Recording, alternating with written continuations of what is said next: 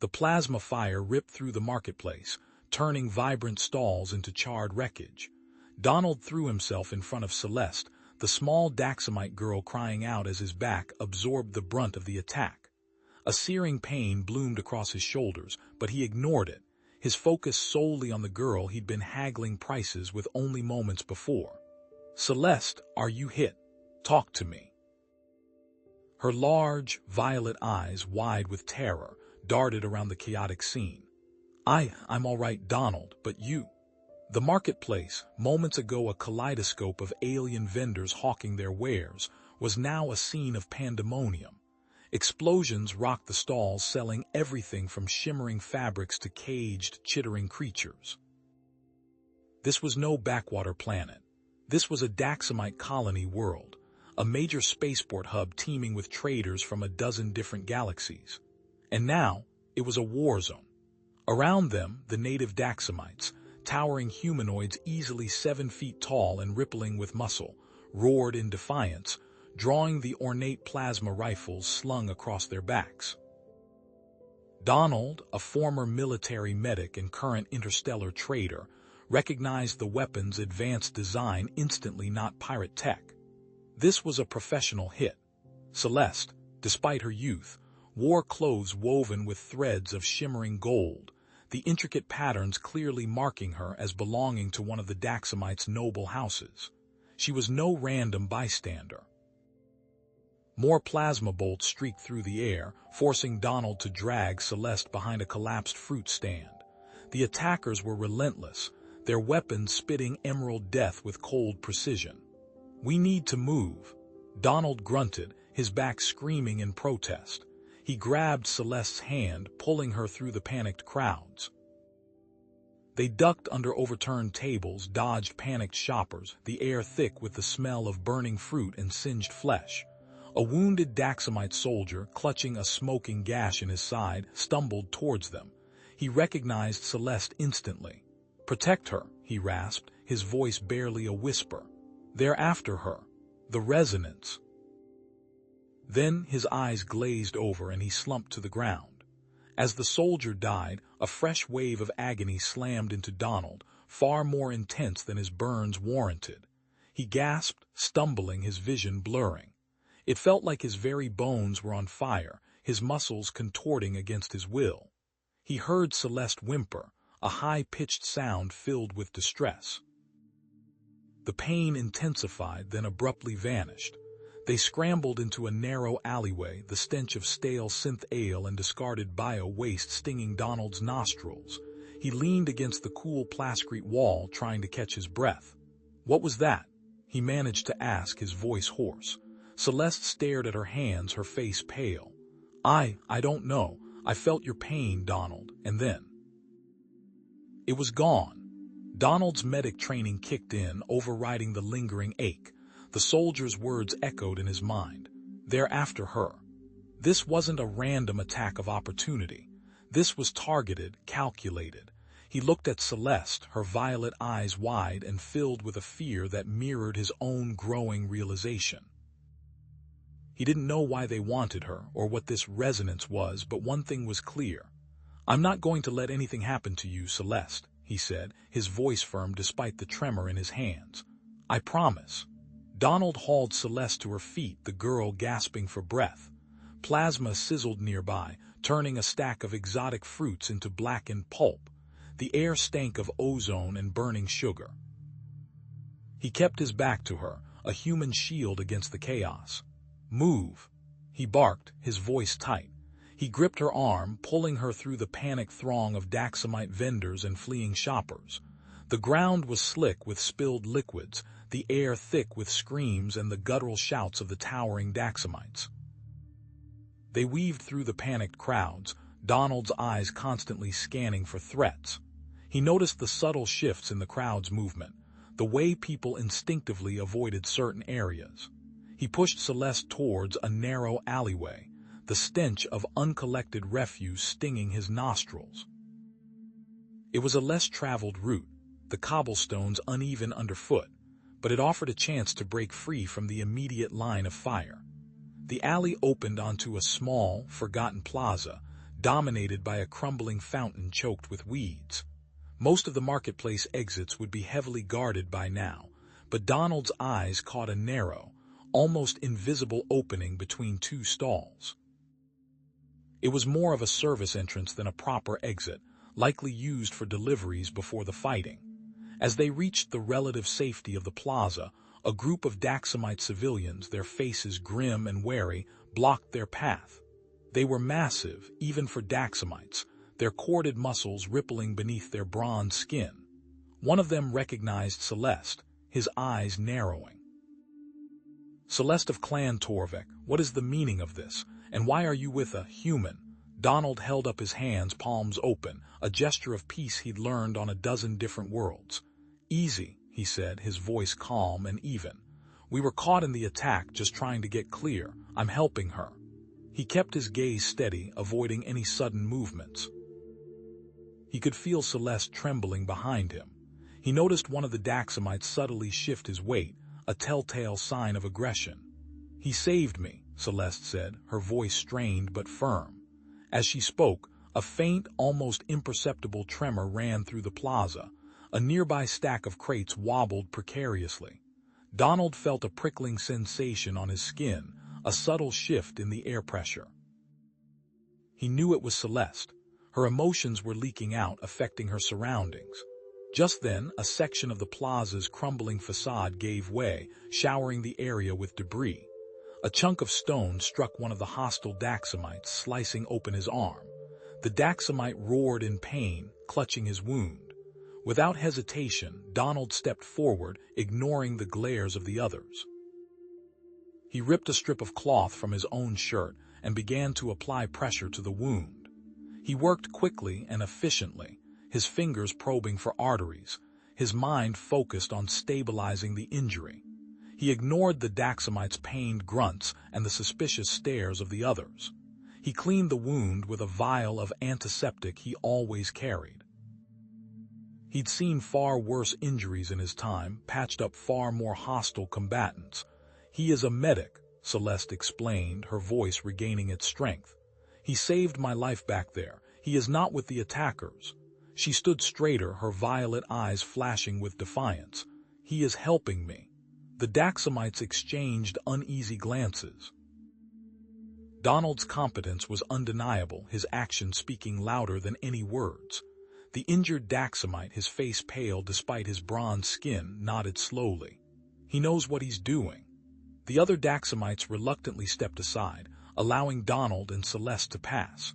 But one of them, his voice low and menacing, warned, "Stay away from Clan Torvik territory, human. You are not welcome there." Donald nodded, his expression neutral. He knew that warning was more than just words. He kept his arm around Celeste as they hurried away, towards the less reputable side of the spaceport. They reached a dilapidated transport station, the air thick with the smell of stale grease and desperation. Holographic advertisements flickered erratically, promising exotic destinations that seemed impossibly far away. Donald approached the ticket kiosk, a grimy cubicle manned by a bored-looking avian alien. "Passage off-world," he said, his voice weary. "Anywhere but here." The alien tapped a few keys on its console, its feathery head shaking. "All transport is suspended due to the attack on the marketplace. No departures authorized." Celeste's frustration flared. She slammed her fist on a nearby countertop, and a nearby pane of reinforced glass spiderwebbed and then shattered, showering the floor with glittering shards. Donald placed a hand on her shoulder, his touch firm but gentle. "Easy, Celeste," he murmured, his eyes scanning the transport station. He knew that tremor, that uncontrolled burst of energy. It was more than just anger, it was something else, something powerful. I didn't mean to," Celeste stammered, her eyes wide with fear. "I don't know what's happening to me." Donald knelt, picking up a shard of the shattered glass. It vibrated faintly in his hand. "It's okay," he said, his voice soothing. "It's just energy. You're releasing energy. I saw it in the marketplace too. Something is triggering it." "I don't understand," Celeste said, her voice trembling. "They're hunting me. I don't know why. My father." She trailed off, her face etched with worry. He sent me here for my protection, but they found me anyway. Donald stood, his gaze hardening. All right, he said, his voice decisive. We're going to find out who's hunting you and why, but we're not going to do it here. This place is a trap. He glanced around, spotting a darkened service door at the back of the station. There's always another way out. He led Celeste towards the back of the station, away from the main thoroughfare. He found the service door unlocked and opened it into a dark alleyway. The slums, he said. Not pretty, but people know things there. Things they don't talk about in polite company. Donald haggled with a surly, four-armed Ubari for passage in his battered transport. A few credits and a promise of discretion secured them a ride into the heart of the slums. As the transport rattled through the narrow, garbage-strewn streets, Donald knew they were heading into danger. But he also knew it was the only way to find the answers they needed. He needed to find out who had ordered the ambush. Donald and Celeste plunged into the dimly lit maw of the slums. The air hung thick and heavy, a cloying cocktail of stale synth noodles, unwashed bodies, and the metallic tang of industrial runoff. Flickering neon signs cast long, distorted shadows that danced with the movements of unseen figures. The noise was a constant drone whispers, shouts, the rhythmic clang of machinery, all layered into a disorienting cacophony. He kept a hand gently on Celeste's back, guiding her through the labyrinthine alleyways. His senses were on high alert, each shadow a potential threat, each hushed conversation a possible warning. Donald subtly adjusted their course, avoiding clusters of loitering figures with predatory eyes. A flicker of movement in an alcove, the too casual lean of a figure against a wall, small details that spoke of hidden intentions. He tightened his grip on Celeste's arm, steering her down a narrower, less traveled path. Their destination, a rundown cantina called the Rusty Spanner, a den of vice clinging to the edge of oblivion. Inside, the air was thick with smoke and the smell of cheap liquor.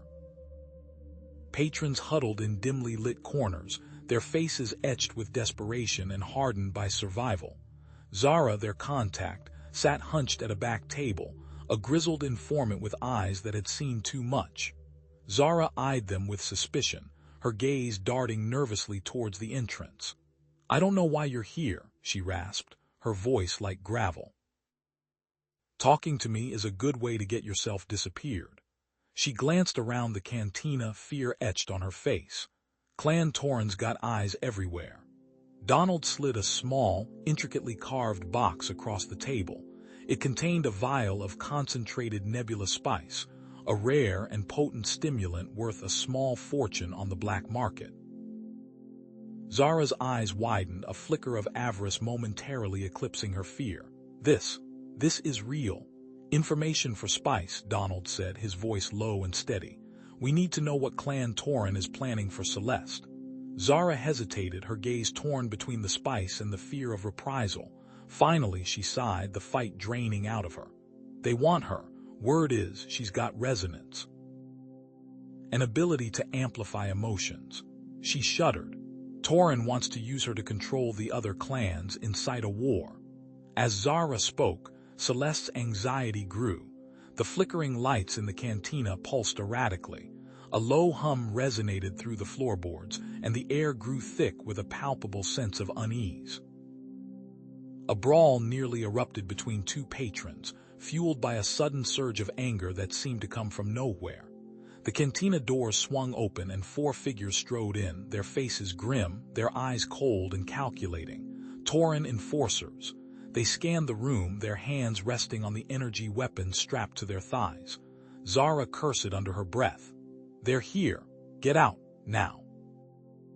She slammed her fist on the table, sending glasses flying and creating a diversion. You think you can push us around, Torren scum? Donald grabbed Celeste's hand and pulled her towards the back exit, a narrow passage leading into a maze of alleyways. As they fled, Celeste gasped, her eyes wide with terror. The enforcers' aggression spiked, their movements becoming jerky and violent. One lunged forward, snarling with rage, nearly catching Celeste. Her resonance was amplifying their basest instincts. Donald shoved Celeste behind him, pivoting to face the enforcer. He moved with a speed born of years of training, a brutal efficiency honed in countless conflicts. A swift kick to the knee buckled the enforcer's leg, followed by a sharp elbow to the throat. The enforcer crumpled to the ground, gasping for air. But in the brief exchange, a searing pain ripped across Donald's ribs. He hissed, knowing he'd taken a glancing blow from an energy weapon. They plunged into the labyrinthine alleyways, the remaining enforcers hot on their heels. The maze of twisting passages and overflowing refuse bins offered a temporary reprieve, but the sound of pursuit echoed behind them. Donald, favoring his injured side, led Celeste through the darkness, his breath ragged. They stumbled into an abandoned building, its windows boarded up, its walls crumbling. It offered little protection, but it was better than nothing. Donald leaned against a wall, catching his breath, his face pale with pain. He pulled up his shirt, revealing an angry burn across his ribs. Celeste stared at the wound, her eyes filled with guilt. "This is my fault," she whispered, her voice choked with emotion. "My powers, I can't control them, I'm putting you in danger." Donald reached out, gently cupping her face in his hand. "Hey," he said softly, his voice firm despite the pain. "None of this is your fault. I made a promise to protect you, and I intend to keep it." A metallic clang echoed from outside. The enforcers had found them. The sound of heavy footsteps approached, growing louder with each passing second. They were surrounded. Escape was impossible. They slammed a heavy table against the doorway, the wood groaning in protest. Donald kicked a stack of crates against it, buying precious seconds. "Help me with this," he barked, shoving a section of crumbling wall towards the makeshift barricade. Donald leaned against the barricade, his breath coming in ragged gasps. He ripped open his tunic, the fabric sticking to his back with sweat and blood. The plasma bolt had seared a deep furrow across his shoulder blade. He probed the wound with his fingers, wincing, deep but likely cauterized. Infection was the immediate concern. He needed to treat it, and fast. Celeste hovered beside him, her large violet eyes wide with fear and guilt. "It's my fault," she whispered, her voice thick with emotion. "If I hadn't been—" "Don't," Donald cut her off, his voice firm despite the pain. "They were after you, yes, but we'll deal with that. Right now we need to focus." "I can help," she insisted, stepping closer. I can use my resonance." Donald hesitated. He'd felt the raw power of her resonance when the ambush hit, the way it amplified the fear and chaos around them. Using it to heal was a different matter entirely. "Celeste, you don't control it," he said gently. "You might make it worse." "But the elders," Celeste pleaded, "they say resonance can heal. It is a sacred thing." Donald studied her face, seeing the desperate hope in her eyes. He was running out of time. "All right," he conceded, "but you have to listen to me. No amplification, focus only on calming on, knitting the flesh back together. Can you do that?" Celeste nodded, her eyes shining with purpose. "I will try." Donald guided her hand, placing it gently over the wound. "Close your eyes," he instructed. "Let everything else fade away. Feel the damage, but don't amplify the pain. Transform it, turn it into healing." Celeste closed her eyes, her brow furrowed in concentration. A soft, violet light began to emanate from her, bathing the small room in an ethereal glow. Donald felt a wave of heat wash over his back, intense and almost unbearable. Then, a strange tingling sensation, like 1,000 tiny needles pricking his skin. The pain began to recede, replaced by a soothing warmth. He risked a glance. The edges of the wound were visibly drawing together, the angry red fading to a pale pink. A deafening crash echoed through the building. The barricade splintered, groaning under the force of repeated blows. The Tauran enforcers were breaking through. "They're here," Celeste cried, her concentration broken. The violet light flickered and died. Donald gritted his teeth, testing his shoulder. Still weak but better, he had to think, and fast. His eyes scanned the room, taking in the dilapidated state of the building. Cracks spiderwebbed across the walls and the ceiling sagged precariously. An idea sparked in his mind. Risky, but it was their only chance. "Celeste," he said, his voice low and urgent. "This building, it's about to fall apart anyway. I have a plan." Celeste stared at him, her eyes wide with disbelief. "A plan? What plan? We can't fight them." "We don't have to," Donald replied, pointing to a thick support beam that ran along the ceiling. "See that beam? It's one of the few things holding this section up. If we can weaken it." "Weaken it? You want to bring the building down on us?" Celeste exclaimed, horrified. "Not on us," Donald countered. "On them. Trust me, Celeste, I know what I'm doing." He saw the doubt in her eyes, the fear. He reached out, gently cupping her face in his hands. "I won't let anything happen to you, I promise, but I need your help, I need your resonance." Celeste hesitated, then nodded slowly. "What do I do?" "Focus on that beam," Donald instructed. "Feel its structure, its strength, and its weaknesses. Amplify the vibrations, just a little, enough to make it crack, to make it give way. Can you do that?" Celeste closed her eyes again, her brow furrowed in concentration. This time a different kind of energy emanated from her, a low, pulsing thrum that vibrated through the floor. The barricade finally gave way with a splintering crash. 3 Tauran enforcers, clad in black armor, stormed into the room, their plasma rifles raised. "Now, Celeste!" Donald yelled. Celeste unleashed her resonance. A wave of pure energy slammed into the support beam. The beam groaned, a deep, resonant sound that echoed through the building. Cracks appeared along its surface, widening with each passing second. The floor bucked beneath their feet.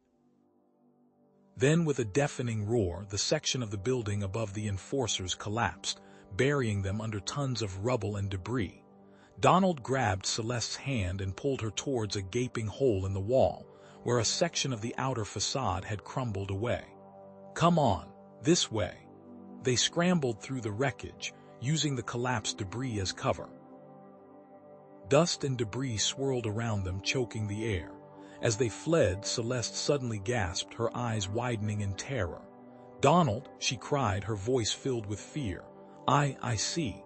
Her knees buckled and she collapsed to the ground, her body trembling violently. Donald caught her before she hit the ground, his heart pounding in his chest. "Celeste, what is it? What's wrong?" Her eyes were unfocused, staring into some distant reality. The city, the ancient city, and a human, beside me. He could feel the energy radiating from her, a powerful surge of resonance unlike anything he'd felt before. The air crackled with unseen power. Celeste's eyes fluttered and she gasped for air, disoriented. "Donald," she whispered, her voice weak and confused. What happened?" "You collapsed," Donald said, his voice filled with concern. "You saw something, didn't you?" Celeste stared at him, her eyes wide with a strange mixture of fear and wonder. The vision, it was so clear, a human, standing beside me, united in power, in the ancient city. She looked at Donald, a dawning realization in her eyes. The prophecy. She whispered, "It speaks of a human, a savior, who will unite the clans." Donald frowned, his skepticism rising to the surface. "Prophecies are just stories, Celeste. Don't put too much stock in them." But Celeste was already shaking her head, her violet eyes glowing with renewed intensity. "No," she insisted. "It's more than that, I can feel it. The resonance. It's growing stronger. I see things. Visions. All the time now." The acrid smell of burnt synth flesh clung to Donald's nostrils, a phantom reminder of the plasma fire that had nearly ended them both. Celeste, her large, gray-green eyes wide with fear, clung to his side as they navigated the labyrinthine tunnels beneath the city. Water trickled down the moss-covered walls and the air hung thick with the scent of decay and desperation. This was the underbelly of Daxam, a stark contrast to the gleaming towers above. A guttural cough echoed from the shadows ahead. A figure emerged, cloaked and hunched, their face obscured by the low light. "You seek sanctuary," the figure rasped, their voice filled with suspicion. "I was told to look for Kalen, Celeste replied, her voice barely a whisper. The figure nodded curtly. Kalen is no longer with us. I am Torvin, follow. Torvin led them deeper into the tunnels, past flickering bioluminescent fungi and huddled groups of daxamites, their faces etched with hardship. Finally, they arrived at a hidden doorway, concealed behind a waterfall of recycled water. Beyond lay a small, surprisingly clean chamber, lit by soft, organic light panels. An elderly daxamite woman stood waiting, her face a roadmap of wrinkles, her eyes radiating a serene wisdom. Celeste, she said, her voice a soothing balm. I am Lyra, welcome to the sanctuary. She turned her attention to Donald, her gaze piercing. You are injured. Lyra examined Donald's burns with gentle hands, her touch surprisingly strong. Daxamite battleweave is resilient, but not impervious to Tauran plasma weaponry, she murmured. She applied a thick emerald green paste to his wounds, its cooling sensation immediate and welcome. Celeste, her brow furrowed with concern, placed her hand over Donald's, a faint energy radiating from her touch. The pain receded slightly, replaced by a strange tingling. Your resonance. It accelerates the healing, Lyra observed, her eyes filled with a mixture of awe and apprehension. A gift, Celeste, but also a great burden. She turned to Donald. The prophecy speaks of a child of resonance, destined to unite the clans, but the path is fraught with peril. Her power, untamed, could shatter this world. Donald, propped up against a makeshift bed of woven reeds, remained skeptical. Prophecies are convenient tools for those seeking power, he grunted, wincing as he shifted his weight. I'm just trying to keep her alive. The two are not mutually exclusive, Lyra countered, her voice firm but gentle. Celeste's resonance is more than just a power. It's a reflection of the collective emotions of our people. It can heal, but it can also destroy. She must learn to control it.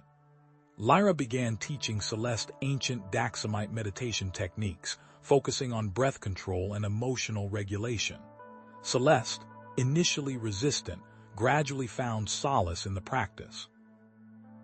During one session, Donald, watching from the sidelines, recognized the underlying principles. It's similar to Earth-based meditation, he said, and biofeedback, focusing on specific physiological responses to control mental states. Lyra listened intently, her eyes gleaming with understanding. The universe whispers the same truths in different tongues, she said. While Celeste trained, Donald ventured back into the city, his movements cautious and deliberate. He sought out his old trading contacts, smugglers and information brokers who operated in the shadows. He needed to know who had ordered the ambush and why. The whispers he gathered painted a disturbing picture. A rival clan, led by the ruthless Vorlag, sought to exploit Celeste's resonance power to incite inter-clan warfare and seize control of Daxam. He intercepted a coded communication, a series of fragmented phrases hinting at a planned disruption of the upcoming Unity ceremony, a rare gathering of all Daxamite clans. The pieces fell into place, revealing Vorlag's twisted ambition. Celeste's training intensified. During meditation, she experienced vivid visions, glimpses of a sprawling, ancient Daxamite city bathed in golden light. The visions were overwhelming, disorienting, filled with a sense of both immense power and profound sorrow. And within each vision, a human figure grew closer, clearer. During one particularly intense vision, she saw Vorlag's forces attacking the Unity ceremony, plasma fire erupting amidst the assembled clans. She gasped, her eyes snapping open, her body trembling. "It's true," she whispered, her voice filled with dread. "The visions, they're warnings." Lyra placed a comforting hand on Celeste's shoulder. "The resonance is tied to the Heartstone," she explained, her voice hushed. "An ancient artifact, a crystal of pure energy that amplifies emotions. It responds to those of your bloodline. It is kept deep within the ancient city." Donald, his eyebrows furrowed, began outlining a plan. "We infiltrate the Unity ceremony," he said, his voice firm. Expose Vorlag's plot, protect Celeste, and save the other clans. It's a long shot, but it's the only chance we've got. Celeste, her initial fear replaced by a newfound tenacity, nodded. I will use my resonance, she declared, her voice resonating with newfound confidence. I will amplify a message of peace and unity, drown out Vorlag's discord. Celeste decided to access the Heartstone to help focus her powers. She disappeared into the ancient city. Later that night, under the dim light of a bioluminescent lamp, Celeste turned to Donald, her eyes filled with a mixture of gratitude and affection. She reached out, cupping his face in her hands, and pulled him into a kiss. It was a kiss of acceptance, a kiss of shared purpose, a kiss that acknowledged the growing bond between them. It was clear that she had finally accepted him as the human figure in her visions, her protector, her partner. The air within the hidden chamber hung thick and still, tasting of dust and ancient secrets. Faint bioluminescent moss clung to the damp stone walls, casting an ethereal glow that danced across Celeste's face as she and Donald stepped inside. The Heartstone pulsed with a soft, rhythmic hum, a low thrum that resonated deep within their bones. Incredible, Donald murmured, his gaze sweeping across the chamber. I've seen cleaner engine rooms. He ran a gloved hand along a wall covered in intricate carvings, his eyes scanning the symbols. Daxamite security protocols. Nasty. Celeste focused, her brow furrowed in concentration. She extended a hand, palm open, towards a seemingly solid wall. There's a pattern here, a vibration, it's like a lock made of feelings. Donald activated his wrist-mounted scanner, the device bathing the wall in a grid of light. Resonance signatures detected, off the charts. Think you can feel the sequence. Celeste closed her eyes, her breathing becoming shallow. Patience, frustration, then acceptance. It's a memory. She touched the wall in 3 precise locations, guided by an unseen force. With a low groan, the stone shifted, revealing a narrow passage beyond. As Celeste stepped closer to the Heartstone, the humming intensified and the chamber seemed to spin. Images flashed behind her eyelids, battles waged with pure emotion, cities crumbling under the weight of amplified rage, faces contorted in ecstasy and despair. She stumbled, clutching her head. Celeste, what's wrong? Donald reached out to steady her, his voice infused with concern. Too much, too loud. She gasped, her skin flushed. The memories, they're everywhere. The Heartstone, a massive crystal formation at the heart of the chamber, pulsed with light as Celeste approached. When her fingers brushed against its smooth surface, a torrent of visions flooded her mind. She saw Daxamite ancestors wielding the resonance ability, shaping reality with their emotions. She witnessed moments of creation and destruction, of unity and division. Then, the vision shifted.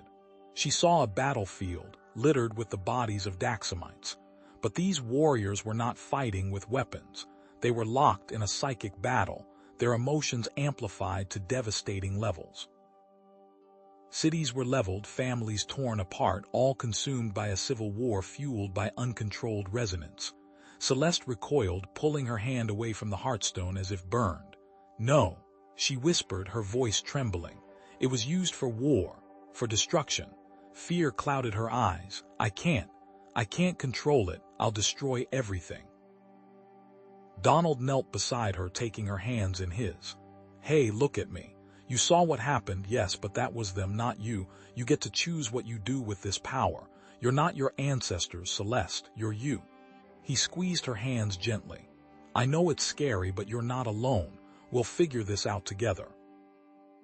He thought of his time as a medic, the impossible choices, the weight of lives in his hands. Responsibility isn't a curse, Celeste. It's a chance to make things better. Celeste looked up at him, her eyes filled with a mixture of fear and commitment. You really think so? I know so. Donald smiled reassuringly. Now, how about we learn to control this thing one emotion at a time? For days, Celeste trained with the Heartstone, guided by Donald's steady presence. She learned to focus her emotions, to channel the resonance, to wield it with precision and control. The visions still came, but now she could navigate them, understand them, and ultimately master them.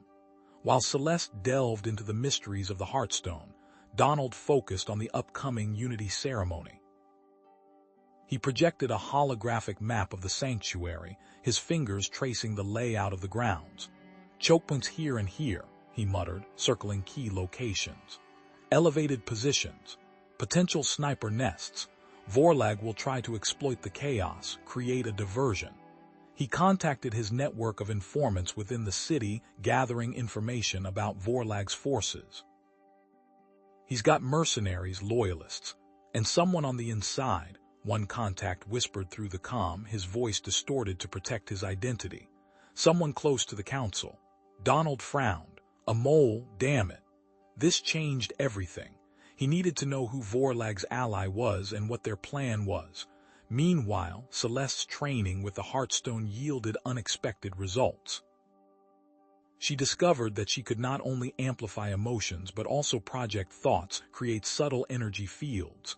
One day, while Donald was reviewing the security plans, she reached out to him, focusing on calming thoughts, suppressing his anxiety.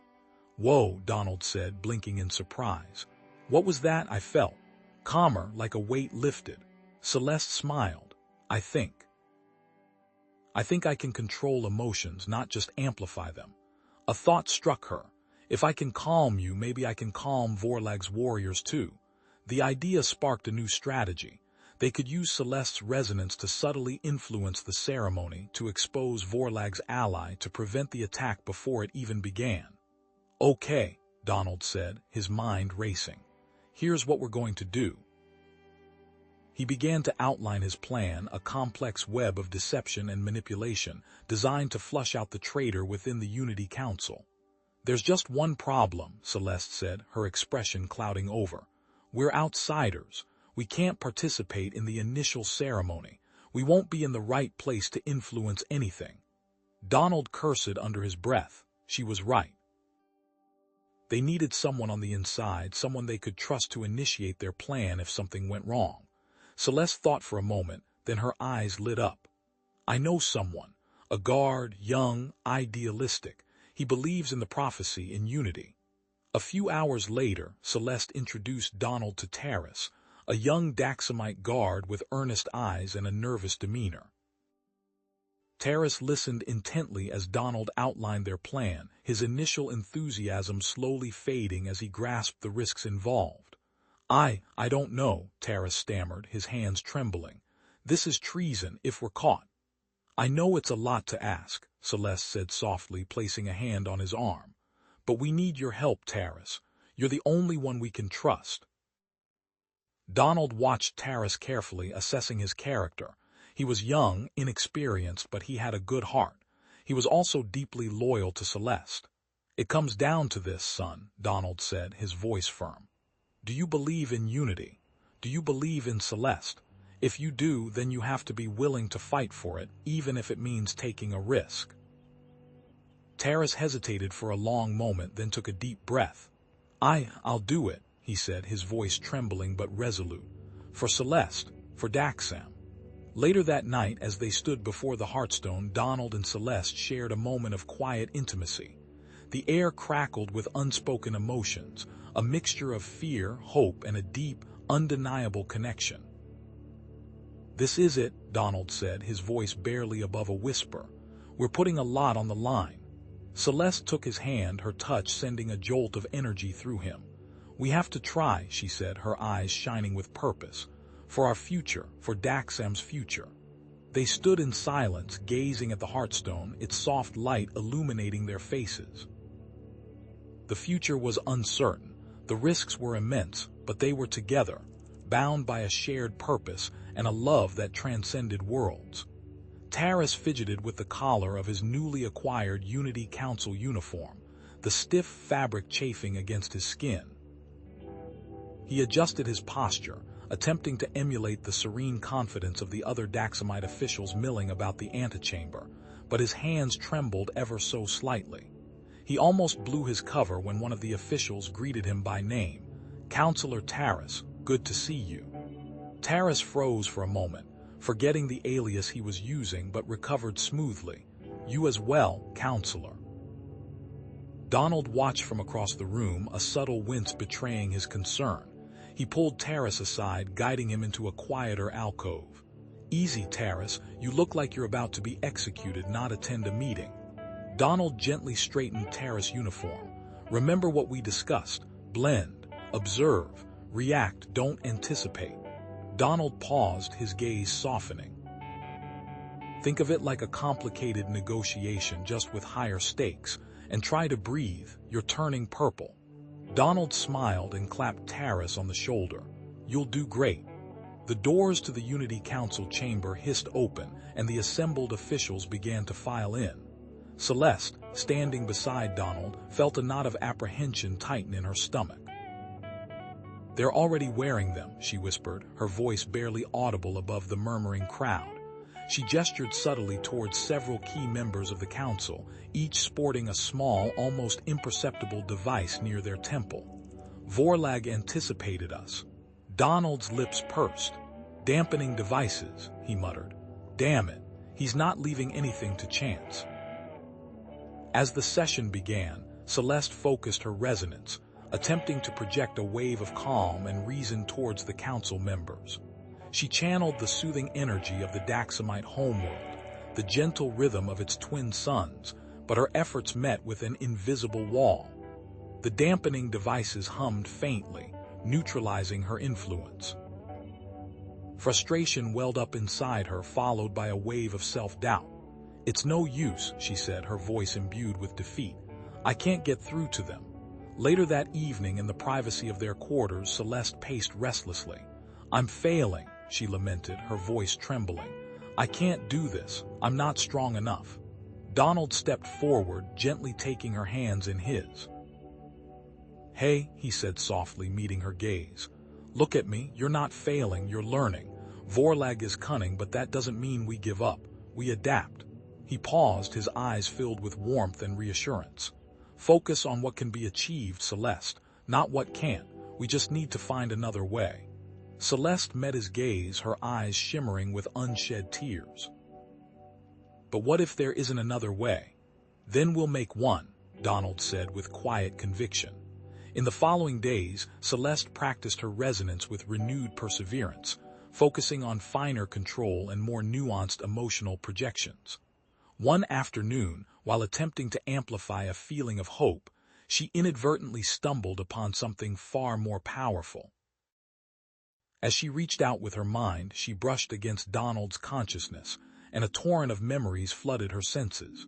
She saw flashes of a battlefield, the acrid smell of burning metal, the screams of the wounded. She felt the weight of responsibility, the crushing guilt of not being able to save everyone. Donald's past trauma, a burden he carried silently, exploded into her awareness.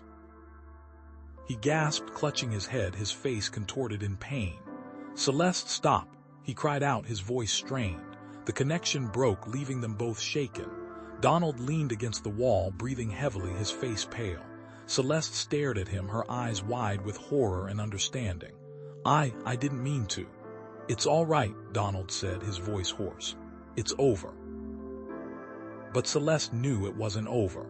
The memory had revealed to her the source of Donald's protective nature, his weariness with violence, the deep-seated compassion that drove him. She finally understood the man beneath the stoic exterior. Celeste retreated to her private chambers, seeking solace in the ancient heartstone. As she held the smooth, pulsating crystal, an idea sparked in her mind. She knew that she could use the heartstone to access and understand the emotions of others, not just by directly touching them, but by touching items they had touched.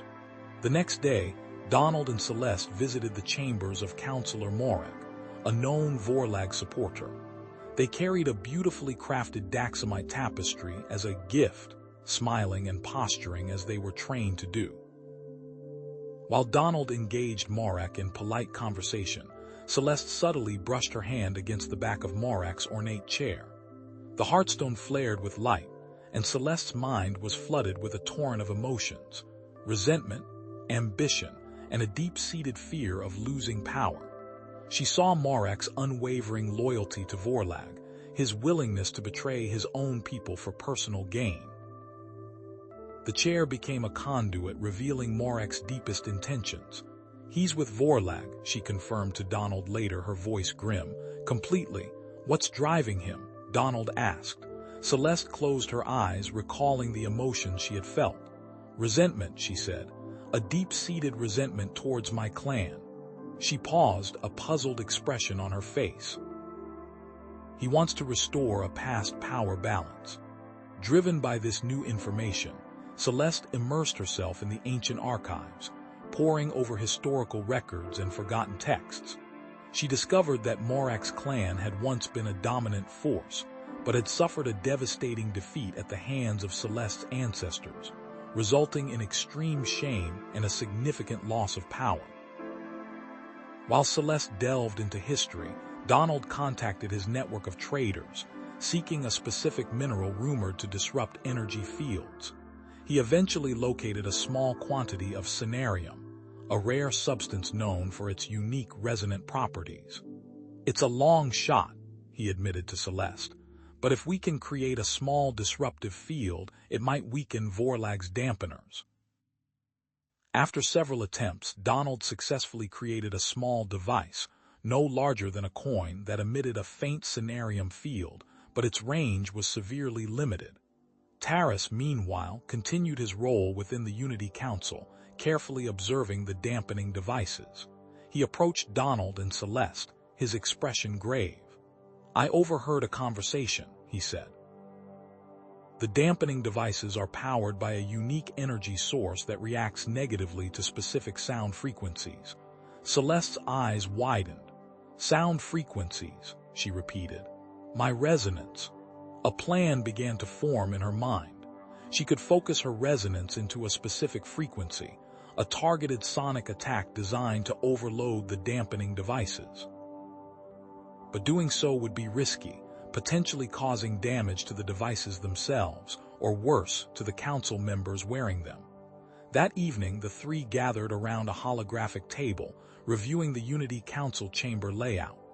"Taris, you'll need to get as close as possible to Counselor Vela," Donald said, pointing to a figure on the display. "He is the most open to suggestion." Celeste will attempt to disrupt the device. Celeste bit her lip, her anxiety evident.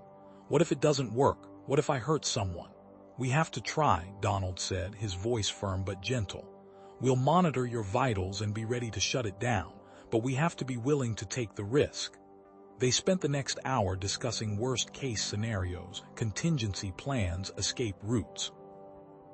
If their disruption attempt failed, they would be exposed, their mission compromised. The consequences could be dire. As the meeting adjourned, Celeste and Donald exchanged a long, searching look. In their hands, they each held the tools they would use at the ceremony. Celeste, the Heartstone, humming faintly with scarcely controlled power. Donald, the cinerarium device, cold and metallic against his palm. Anxiety warred with persistence in their eyes, each knowing the fate of Daxam could rest on the choices they were about to make. The Unity Council ceremony unfolded in a symphony of polished obsidian and hushed reverence.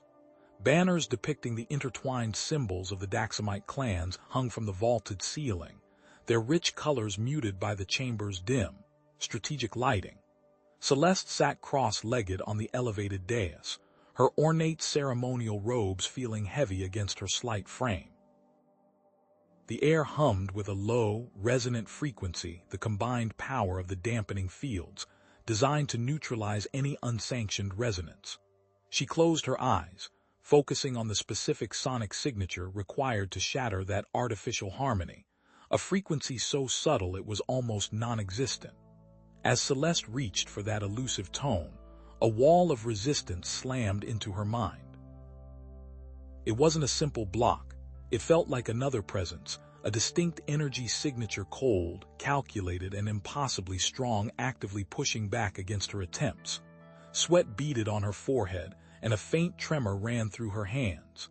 Donald, positioned just behind her, monitored her vitals on his wrist-mounted bioscanner. Her heart rate was spiking, her blood pressure climbing. He saw the subtle clenching of her jaw, the strain etched around her eyes. He reached into his medical pouch, his fingers brushing against the ampule of fast-acting stimulant he had prepared, ready to give her a boost if needed. "Easy, Celeste," he murmured, his voice barely audible above the ceremonial chanting. "Just breathe." Across the chamber, Taras, disguised as a server, moved with practiced ease, his eyes darting between Celeste and the designated council member, a hulking Daxamite with eyes like chips of obsidian. With a nearly imperceptible flick of his wrist, Taras activated the miniature disruptive device concealed beneath his serving tray, adding another layer of sonic interference to Celeste's efforts, a subtle static designed to further destabilize the dampening field. Celeste seized the moment, amplifying the sound frequency with the signal from Donald's device. A visible ripple distorted the air around the council member. For a heartbeat, the dampening field flickered and died. The council member flinched, his usually impassive face contorting in a mask of pure, unadulterated anger. It was a fleeting glimpse, quickly masked, but it was there. Then something else. In that instant of connection, Celeste felt not only the burning hatred directed at her and Donald, but also a raw, primal fear radiating from the council member, fear directed at Vorlag himself. It was a shocking, unexpected revelation. Before Celeste could process the implications, the dampening field snapped back into place, a wall of silence crashing down around her. The council member's face smoothed back into its usual stoic expression as if nothing had happened. But Celeste had seen it. She knew.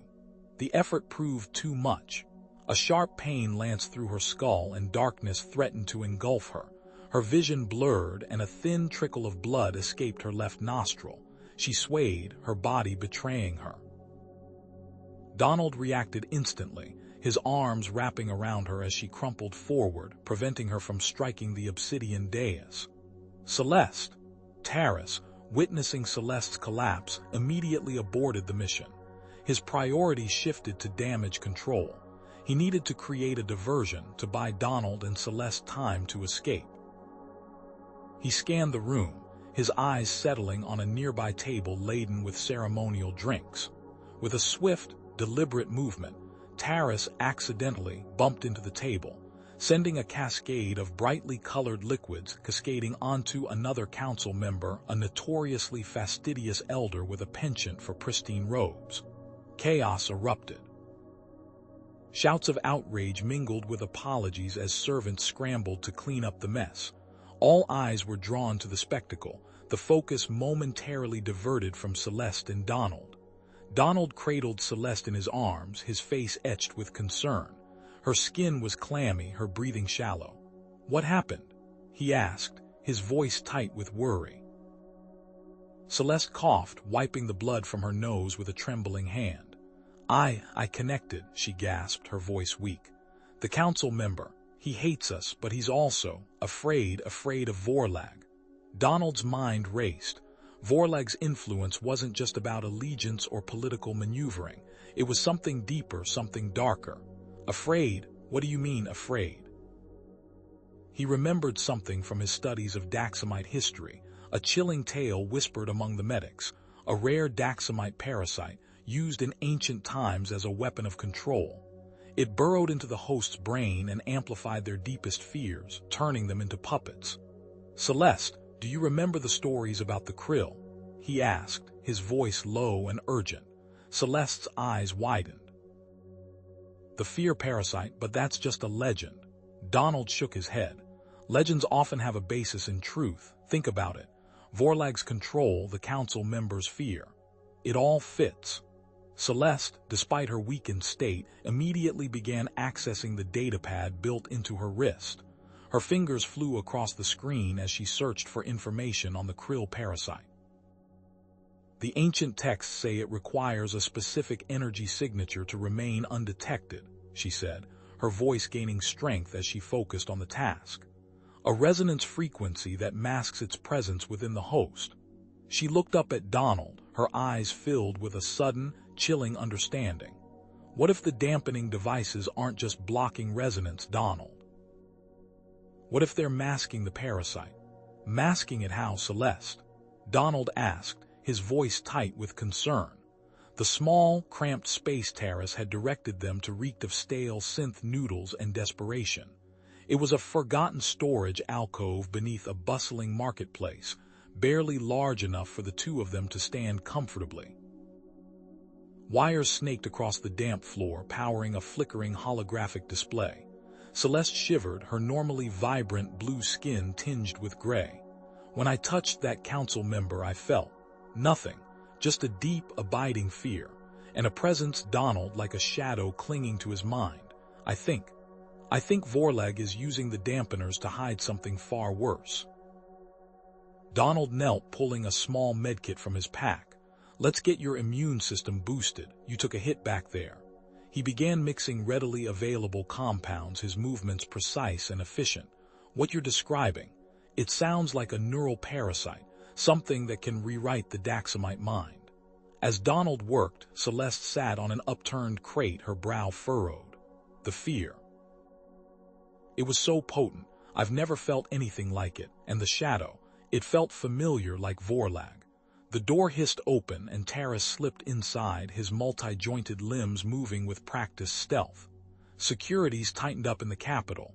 Vorlag's practically locked down the entire city. Something's definitely brewing. We need to know what, Donald said, handing Celeste the serum. She swallowed it, grimacing at the taste. Taras, can you use your network to dig up anything on neural parasites, specifically anything related to Vorlag? Taras nodded. I'm already on it. There are whispers, old legends. I'll see what I can find. Hours crawled by as they waited. The flickering hollow display cast dancing shadows on the walls, amplifying the tension. Finally, Taras returned, his face grim. I found something. It's an old Daxamite legend, almost a bedtime story. They call it the Mortal, the Devourer of Thought. Mortal, Celeste whispered, her eyes widening. It's a parasite supposedly extinct. It induces absolute loyalty, suppresses independent thought, makes the host utterly subservient. Taras pulled up a schematic on the hollow display. It was outlawed centuries ago, too dangerous. Celeste stared at the schematic, her fingers tracing the complex patterns. The dampening fields, they're not just blocking resonance. They're masking the mortal's signature. I can feel it. It's a frequency, a subtle vibration that interacts with our brain waves. It's almost as if Vorlag weaponized resonance-dampening technology. Donald examined the biological data. The mortal feeds on a specific neurotransmitter, something abundant in Daxamites. It creates a dependence, a biological imperative to remain connected to the parasite. He scrolled through encrypted data logs, and he paused, his face hardening. There's evidence here. Vorlag. He resurrected the Mortal Project. He weaponized it. Celeste gasped, clutching her head. It's getting stronger, the connection. I can feel it. It's faint, but it's there. What is it? Donald asked, concern etched on his face. They're calling to me, Celeste said, her voice strained. The infected. They can sense me. I'm becoming a beacon. Suddenly, the door to the alcove burst open, and two figures clad in black armor stormed in, plasma rifles raised. Celeste of Clan Vorax, Donald Hall, by order of Vorlag, you are to be terminated. Donald shoved Celeste behind him, drawing his sidearm. The assassins fired, but the plasma bolts seemed to ripple and dissipate just before hitting Celeste. They're shielded. Donald shouted, firing back. His shots hit their armor but did little damage. One of the assassins lunged, grabbing Celeste. Your powers are useless against us, traitor. Before he could react, Taras materialized behind the assassin, slamming him against the wall with surprising force. The other assassin turned, firing at Taras, giving Donald a chance to drag Celeste to safety. We need to move, now, Taras yelled as he fought the assassin. They fled back into the tunnels, Taras covering their retreat. The cramped space amplified the sounds of the firefight, plasma blasts echoing around them. They finally managed to lose their pursuers, collapsing in another hidden alcove, breathing heavily. They were enhanced, Donald said, examining his singed clothing. Vorlag's tech, and immune to your resonance, Celeste. While Taras caught his breath, Donald began pacing. There has to be a way to disrupt the mortal's control, a counter-frequency, something that can sever the connection. He stopped, his eyes gleaming with sudden inspiration. A resonance emitter. If we could generate a highly focused resonance wave tuned to the right frequency. Celeste swayed, her face pale. Suddenly her eyes snapped open, glowing with an inner light. She gasped, clutching Donald's arm. I saw them, Donald, clan leaders, warriors, all under Vorlag's control, their suffering, desperate. Tears streamed down her face. Donald checked his chrono. How long, Donald? Taras asked. 48 hours, Donald said grimly. If we don't act within 48 hours, Vorlag will consolidate his power. The mortal's effects will become irreversible in many. Celeste looked up, her eyes filled with a mixture of fear and commitment. I can do it, Donald. I can use my resonance to create that counter-frequency, but it could amplify my own infection, the mortal. It's already inside me, a tiny tendril reaching for my mind. Donald stared at her, his face etched with concern. He knew what he had to do. Then we split up. Taras, I need you to find me a secure location, somewhere I can construct a resonance emitter, Celeste. He took her hand, his grip firm. You need to get close to Vorlag, find the source of the mortal control. We don't have much time. The city of Viridium shimmered under the twin suns of Daxam Prime, its towering spires casting long, purple shadows across the bustling marketplaces. Donald, guided by the gruff Daxamite warrior Taras, squinted against the glare. This one, Taras growled, pointing to a seemingly abandoned warehouse, used to be a distribution center. But Vorlag's patrols are constant. Sensor grids cover every approach. Donald sighed, running a hand through his thinning hair. And the one near the power nexus.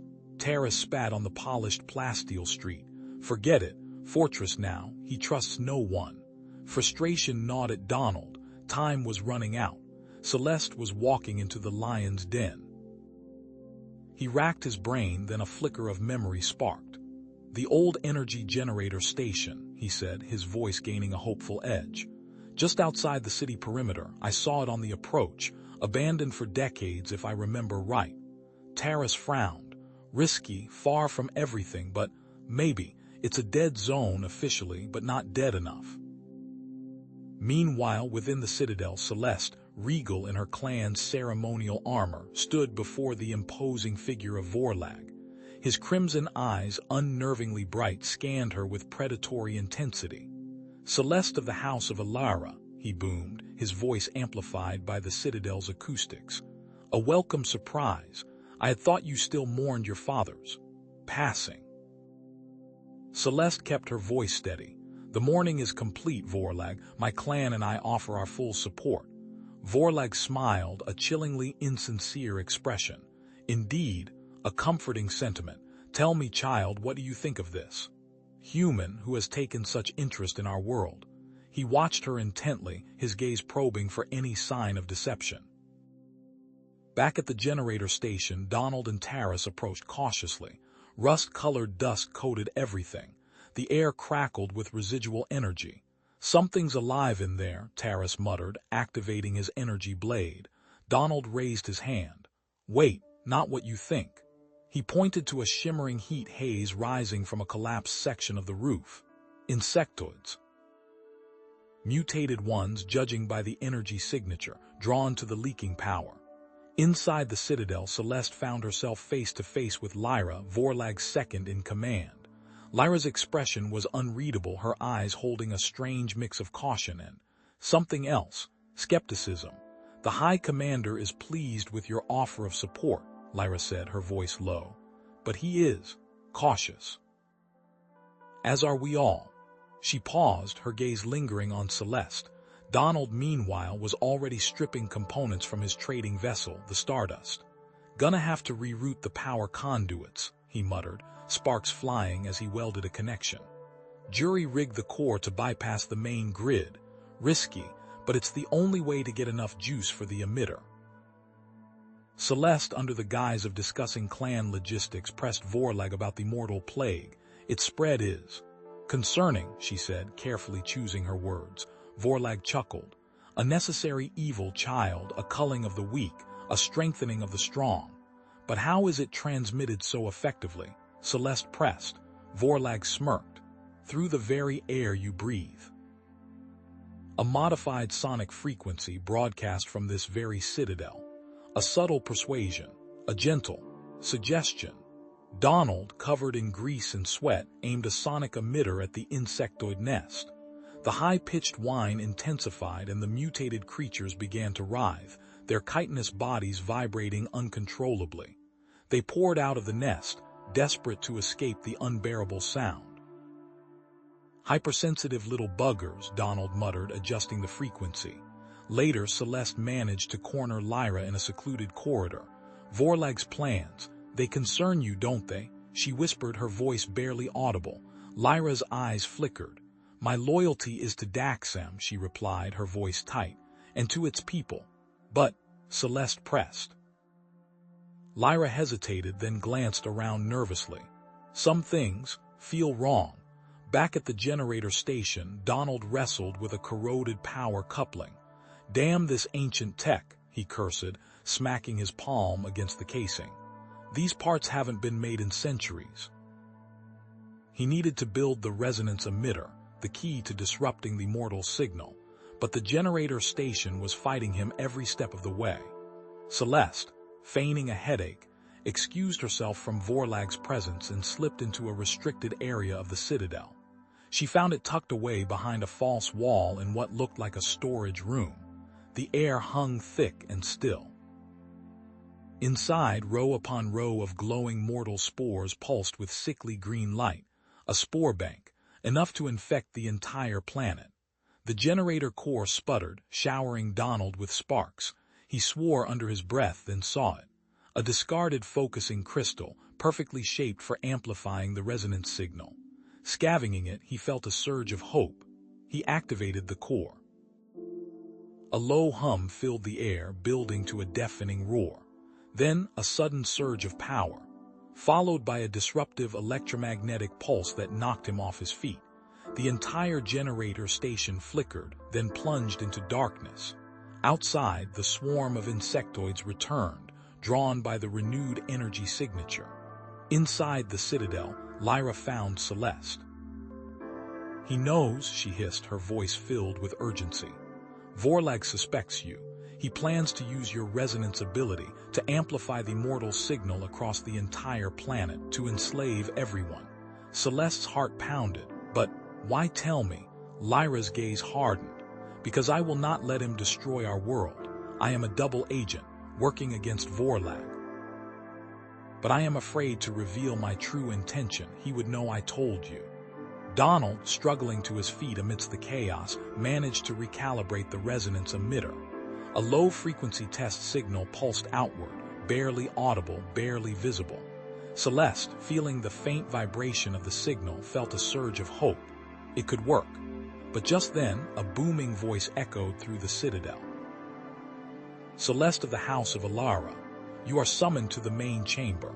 The clan leaders await. Donald, surrounded by a swarm of mutated insectoids, managed to activate a jury-rigged perimeter defense system, a network of sonic emitters and electrified barriers designed to delay the inevitable. He was buying Celeste's time, but his position was now completely compromised.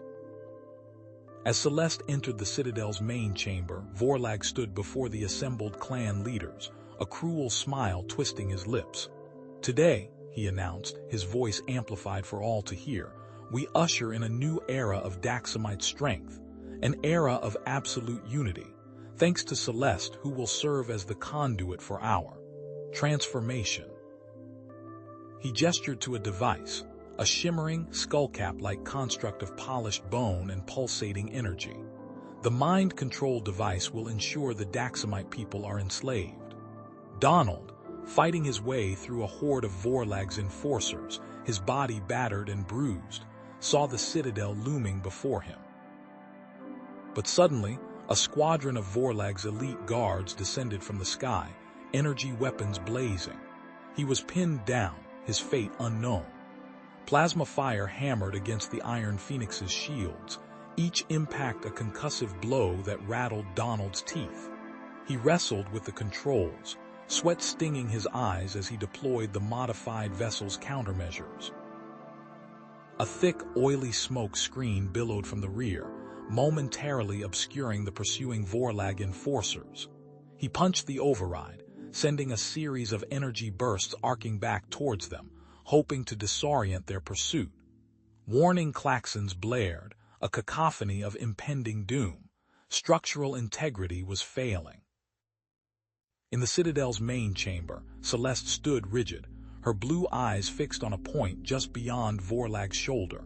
He was attempting to weave his consciousness into hers, a violation that felt like icy tendrils probing her mind. She subtly resisted, feigning compliance, searching for any flicker of opportunity. The cold metal of the mind-control device pressed against her temples. Lyra, standing amongst Vorlag's inner circle, caught Celeste's eye.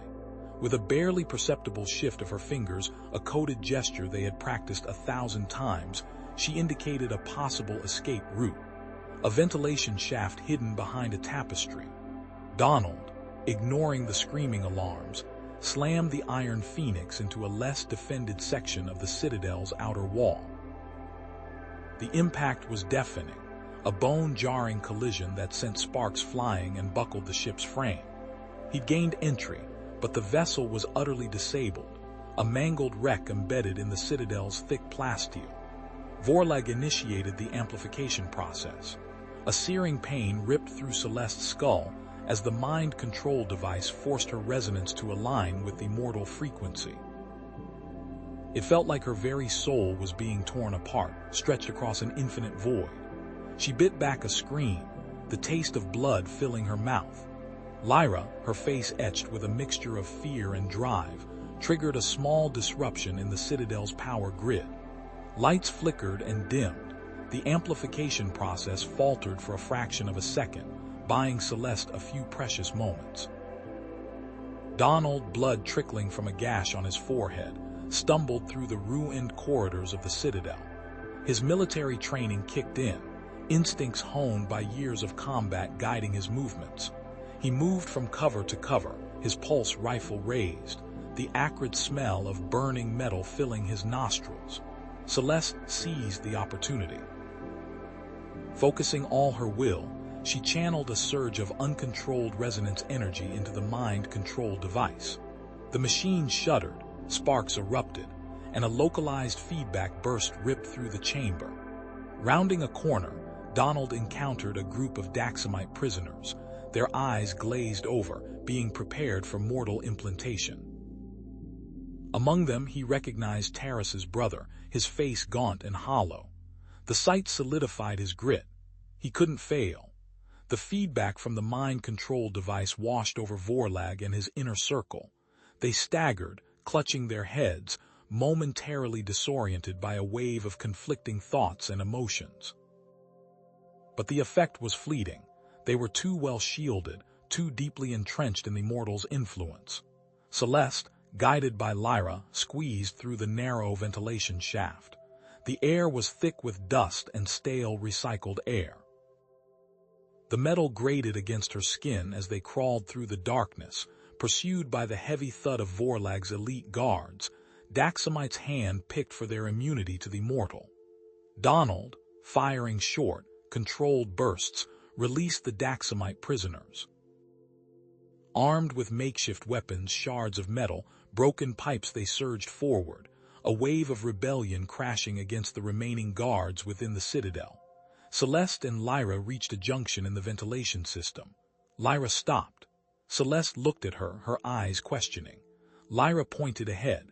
They turned the corner, only to find a sealed plasteel door blocking their path. Vorlag had anticipated their escape.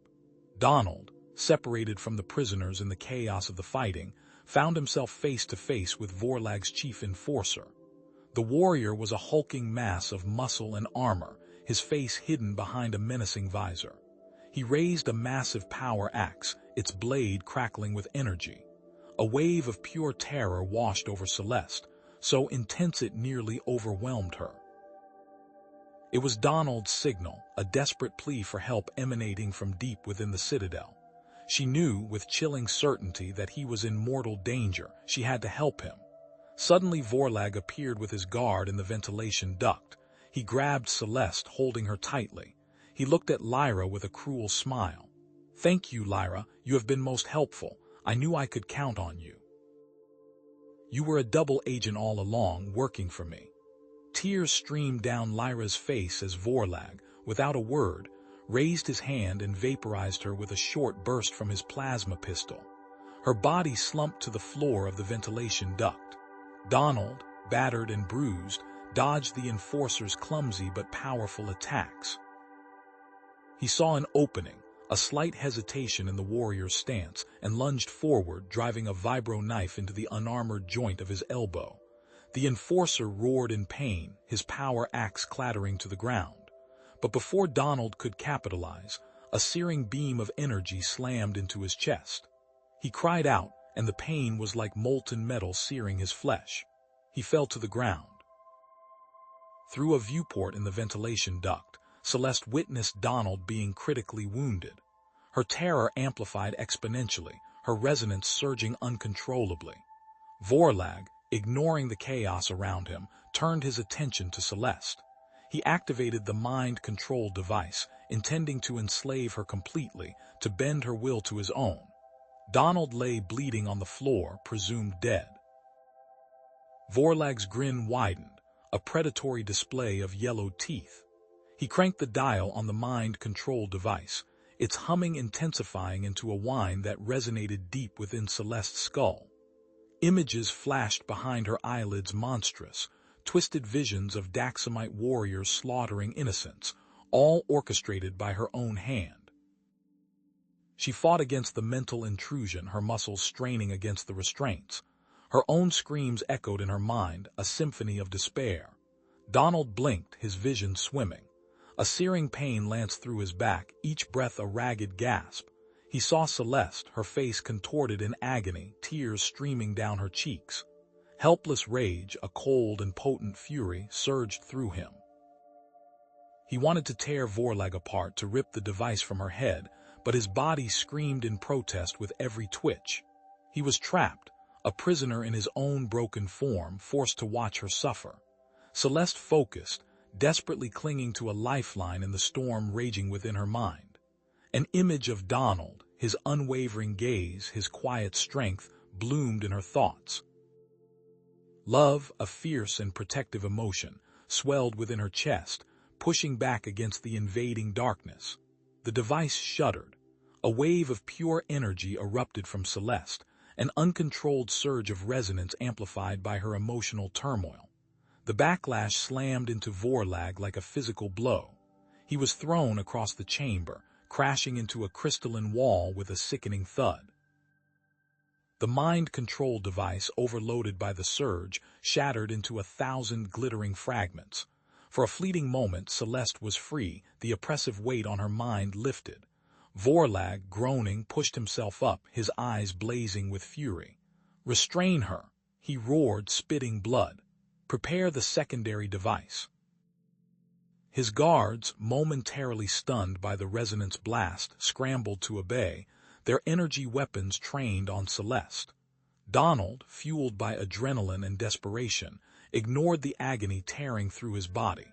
He spotted a discarded energy rifle near a fallen guard. Gritting his teeth, he crawled towards it, his fingers brushing against the cold metal. With a strangled cry, he hauled himself up, the rifle clutched in his trembling hands.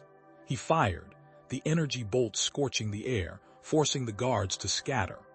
The sound of the energy fire and Vorlag's enraged commands sparked a flicker of defiance in the hearts of the imprisoned Daxamites. A low growl rumbled through the ranks, then a roar. One by one, they surged against their captors, their bare hands finding purchase on energy weapons and armored throats.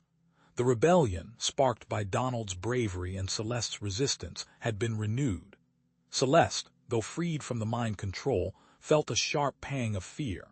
She sensed Donald's rapidly deteriorating condition, the life force draining from him with each labored breath.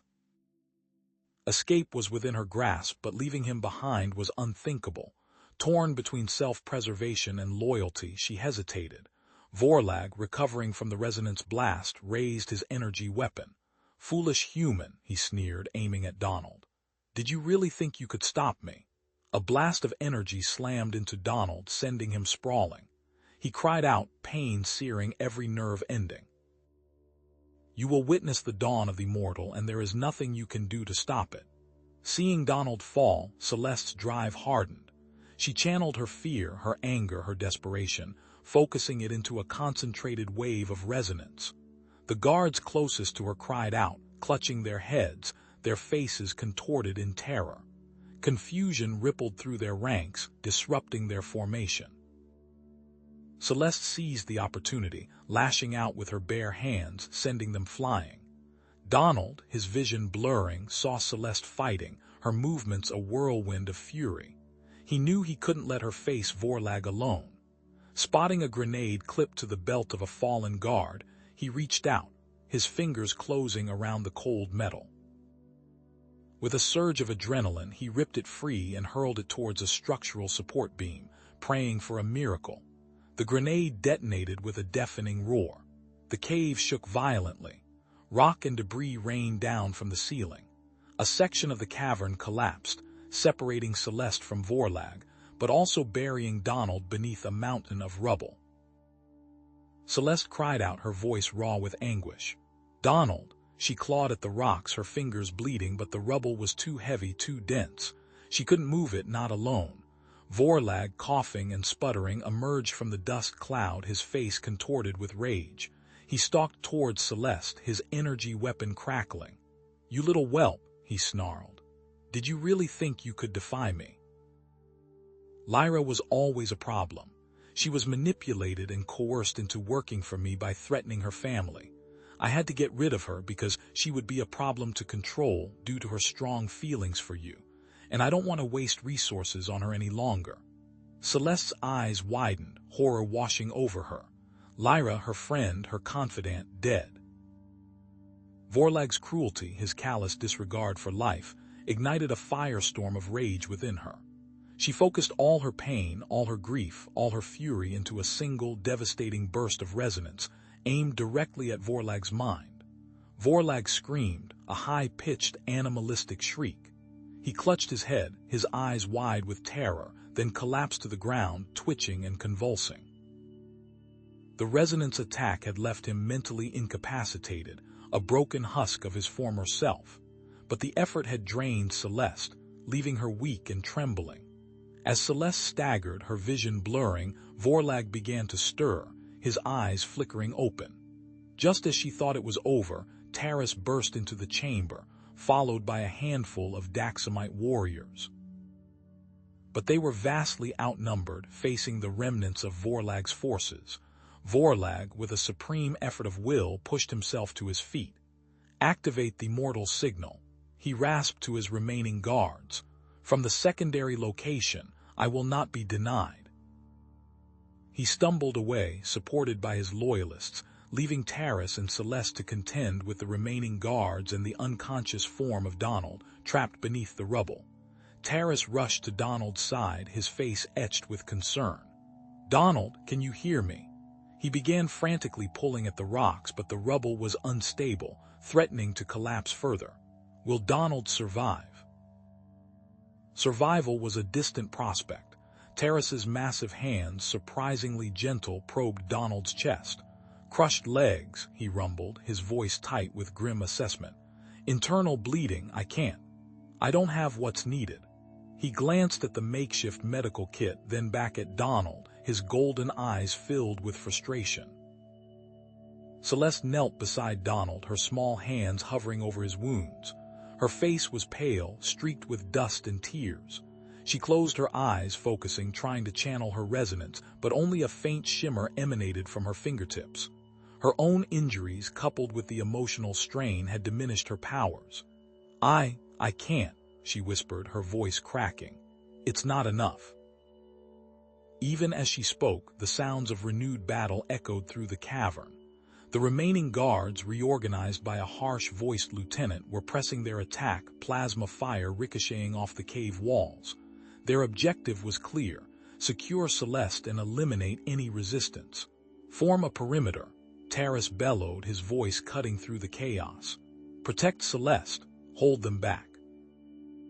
The remaining Daxamite soldiers, though weary and outnumbered, rallied around him, their faces grim with determination.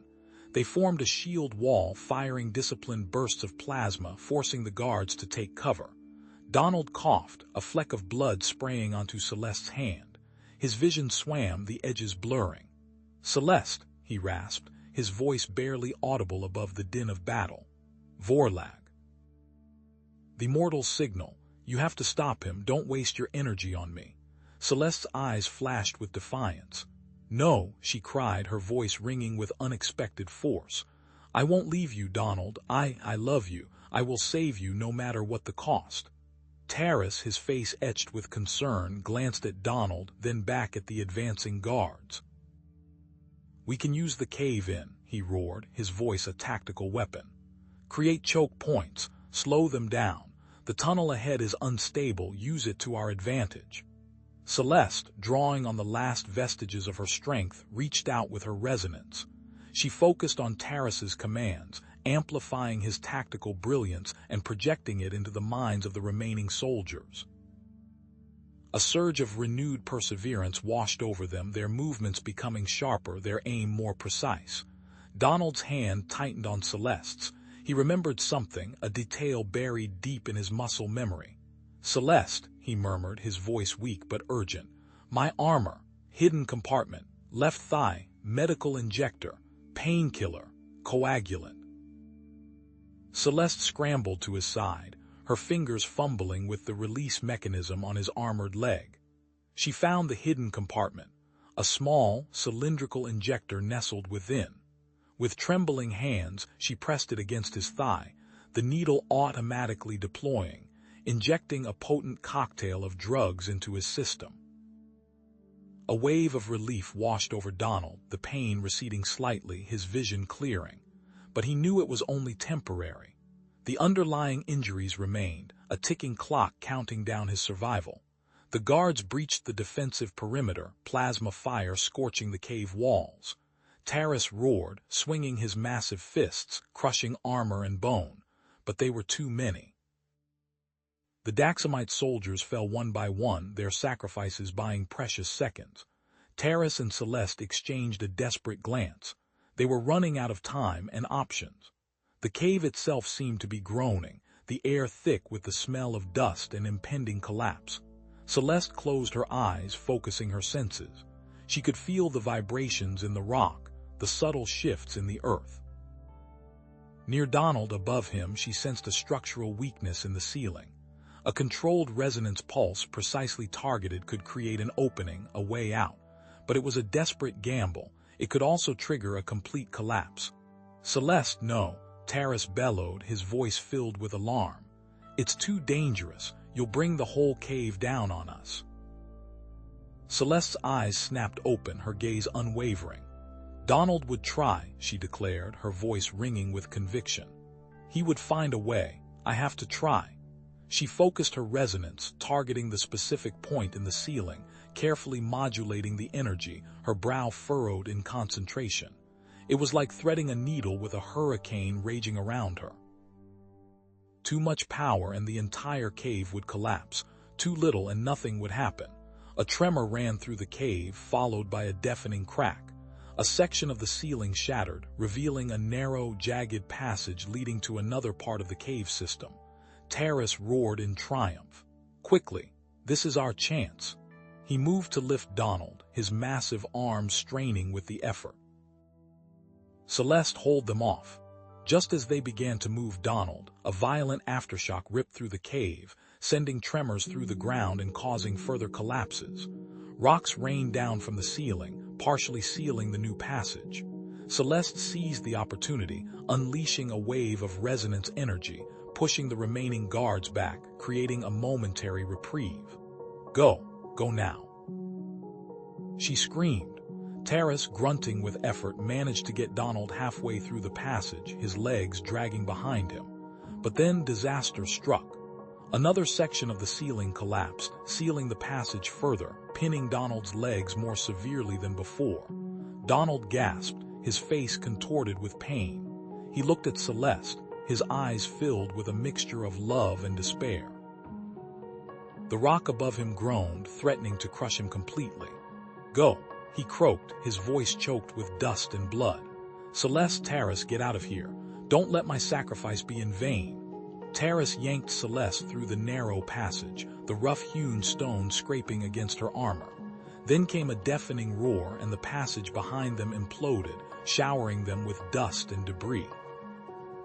The world shook. Celeste stumbled, her large frame collapsing against Terrace, tears streaming down her face. Donald, she choked out the name, a strangled sob. We left him. Terrace held her firmly, his expression grim. He knew the risk, Celeste. He told us to go. Remember his last words. Activating the mortal signal is the only way to stop Vorlag. Donald wouldn't want his sacrifice to be for nothing. His words were firm, but Celeste could see the grief mirrored in his own eyes. They pressed on, the air thick with dust and the smell of pulverized rock. The passage opened into a wider cavern, revealing a network of tunnels branching off in different directions.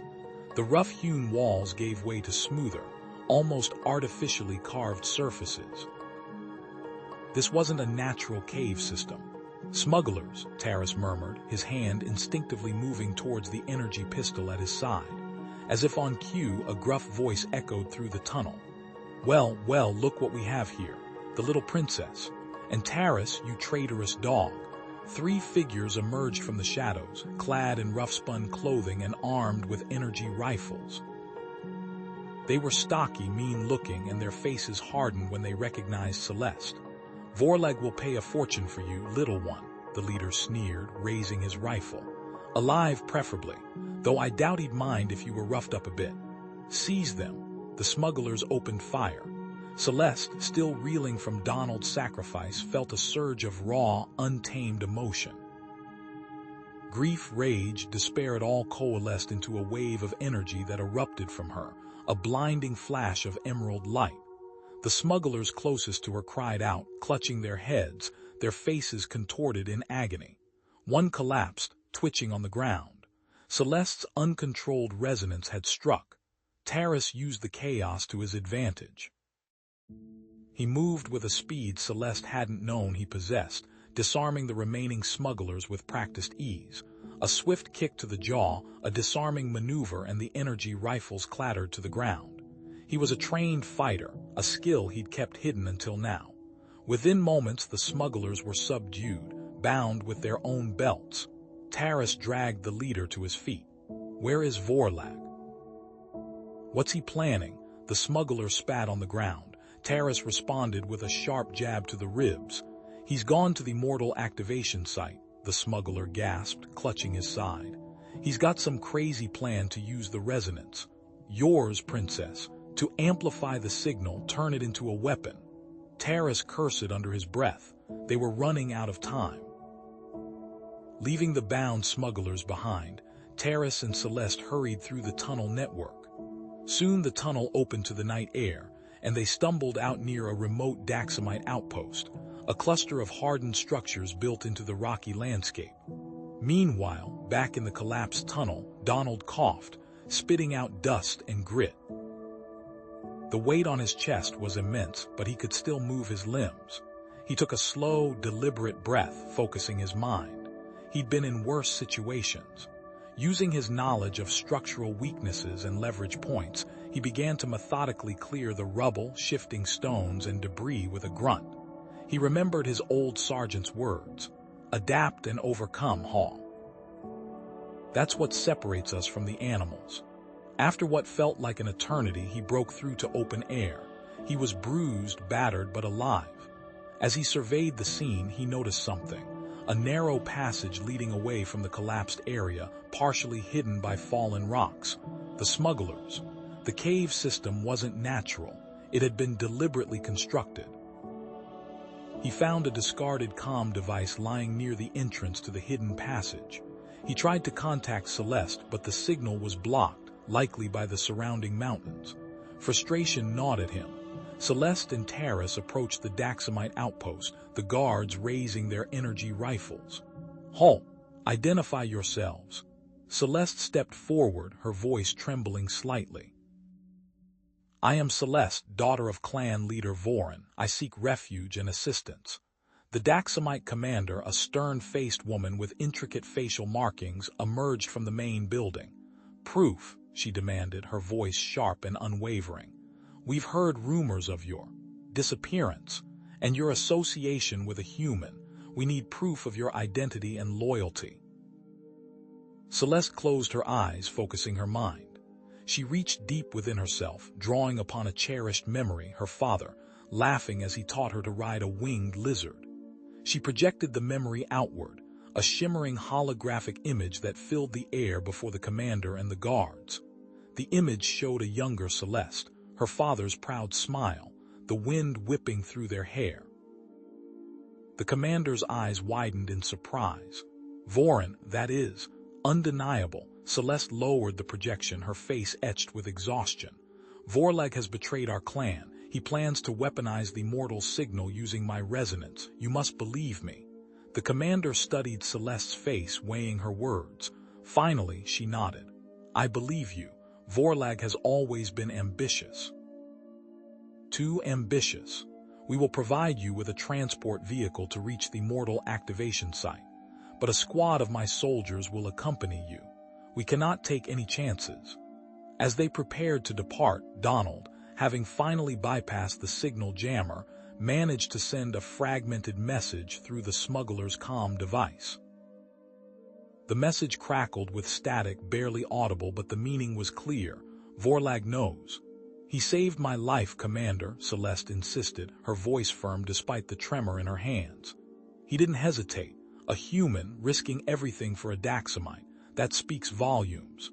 Commander Varro, a hulking figure even among Daxamite soldiers, fixed Celeste with a skeptical stare.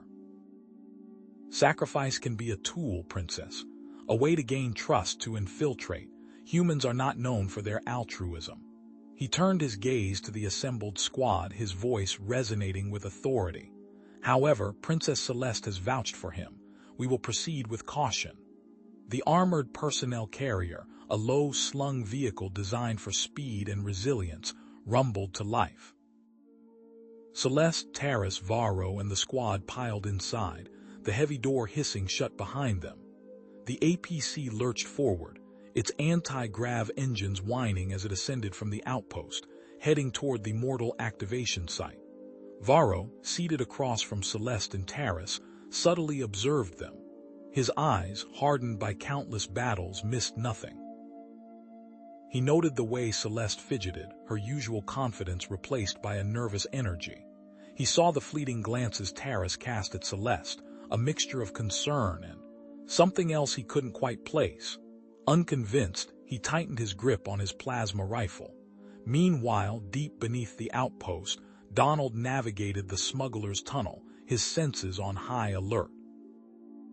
The air hung thick with the stench of stale fuel and decay. He rounded a bend and stopped dead in his tracks. Stacked against the wall, hidden behind a cleverly concealed panel, was a cache of weapons. Plasma rifles, grenade launchers, and heavy-duty body armor, all bearing the Vorlag Syndicate's mark. These weren't just petty criminals, they were heavily armed and organized. A shiver ran down Donald's spine as he examined a crudely drawn map pinned to the inside of the weapons cache. The map depicted the region surrounding the mortal activation site, with several locations marked as potential ambush points. Vorlag wasn't just planning to activate the signal, he was planning a war. Inside the APC, Celeste wrung her hands. "I don't like this, Taris." "I have a terrible feeling about the message Donald sent. What if it was intercepted? What if Vorlag knows we're coming? Varro scoffed, his voice booming through the cramped vehicle. Princess, with all due respect, you're letting your emotions cloud your judgment. A simple communication disruption is hardly cause for alarm. And even if Vorlag does know we're coming, he'll find that Daxamite soldiers are more than a match for his rabble. As they neared the mortal site, Taras leaned forward, his brow furrowed. Commander, look. He pointed to a set of tracks in the dirt, partially obscured by the wind. Recent activity, Vorlag's close. Suddenly, the APC lurched violently as plasma fire ripped through the air. Explosions rocked the vehicle, throwing the occupants against the walls. The transport screeched to a halt, its engine sputtering. Ambush! Varro roared, slamming the release for the troop deployment ramp. Daxamites, defend the vehicle. Taras, with me. The ramp slammed down and the Daxamite soldiers poured out, weapons blazing. A fierce firefight erupted, the air filled with the crackle of plasma fire and the screams of the wounded. The Daxamites, though outnumbered, held their ground, their superior strength and training giving them an edge. Amidst the chaos, Celeste's mind raced. The ambush was too precise, too well coordinated. Vorlag couldn't have known their route unless someone within the Daxamite outpost had leaked their plans. A wave of nausea washed over her. Driven by desperation, Celeste closed her eyes and focused her mind, attempting to use her resonance to disarm the smugglers. She reached out with her emotions, trying to amplify their fear, their doubt, their desire to flee. But the raw, unfiltered emotions of the battlefield overwhelmed her. The pain, the anger, the terror. It all crashed into her at once, amplified 1,000-fold. Celeste cried out, clutching her head. Her vision blurred and the world spun. The emotional feedback was too much. She couldn't control it. Her powers turned against her, tearing at her mind, threatening to shatter her sanity. She collapsed to the floor of the APC, temporarily incapacitated. From a ridge overlooking the mortal site, Donald watched the unfolding chaos through his binoculars. The APC was surrounded, pinned down by heavy fire. He cursed under his breath. He had to intervene, and fast. Varro, seeing Celeste collapse, barked an order at Taras. Protect the princess. She's vulnerable. His tone dripped with disdain, clearly implying that Taras was better suited to babysitting than fighting. Taras hesitated, his face a mask of conflicting emotions. He glanced at the raging firefight, then back at the unconscious Celeste. Duty warred with fear in his eyes, but ultimately his loyalty to Celeste and the Daxamite honor code won out. He knelt beside her, drawing his sidearm, ready to defend her with his life. As the smugglers pressed their attack, Donald moved swiftly and silently through the underbrush, using his training to his advantage. He flanked the smugglers, taking them by surprise, firing controlled bursts from his stolen plasma rifle. One by one they fell, their screams swallowed by the roar of battle. Donald spotted a smuggler trying to flank the APC. He recognized the distinct markings on the smuggler's uniform, the insignia of a unit leader. This wasn't just some random thug. This guy knew what he was doing. And if he was a unit leader, he likely knew where Vorlag was. Donald had to take him down. Donald took aim and fired, dropping the smuggler with a single shot. He rushed to the fallen leader, ignoring the plasma fire whizzing past his head. He found a datapad on the smuggler's belt, its screen displaying a map of the mortal site. A single location was highlighted, a small, abandoned communications bunker a kilometer to the north. The caption read, Mortal Activation Point. Donald knew then Vorlag was ready to activate the signal. Donald spun, his salvaged pulse rifle spitting emerald fire. 3 smugglers crumpled, their armor slagged before they could react. The acrid stench of burning flesh and ozone filled the transport. He'd bought them a moment, a precious, bloody heartbeat. The remaining smugglers, startled by the sudden assault from the rear, swiveled their weapons, crimson energy blasts ripping through the air towards Donald. The transport bucked under the renewed barrage. Celeste groaned, consciousness returning in a rush of pain and confusion. The transport rocked violently, throwing her against the armored wall. A wave of guilt washed over her, sharp and debilitating. It was her fault, all of it, her weakness. Fear gnawed at her insides, a cold, paralyzing dread. Varro's squad, momentarily invigorated by Donald's intervention, returned fire, their plasma rifles barking. But the smugglers were relentless, their superior numbers pressing the advantage. One of Varro's soldiers cried out, clutching a smoking wound on his arm. Donald, weaving through the wreckage, used the overturned crates as cover. He squeezed off controlled bursts, targeting the smugglers' exposed limbs and weapon packs. One went down with a shriek as his energy cell detonated. Hit and run. That was the only way.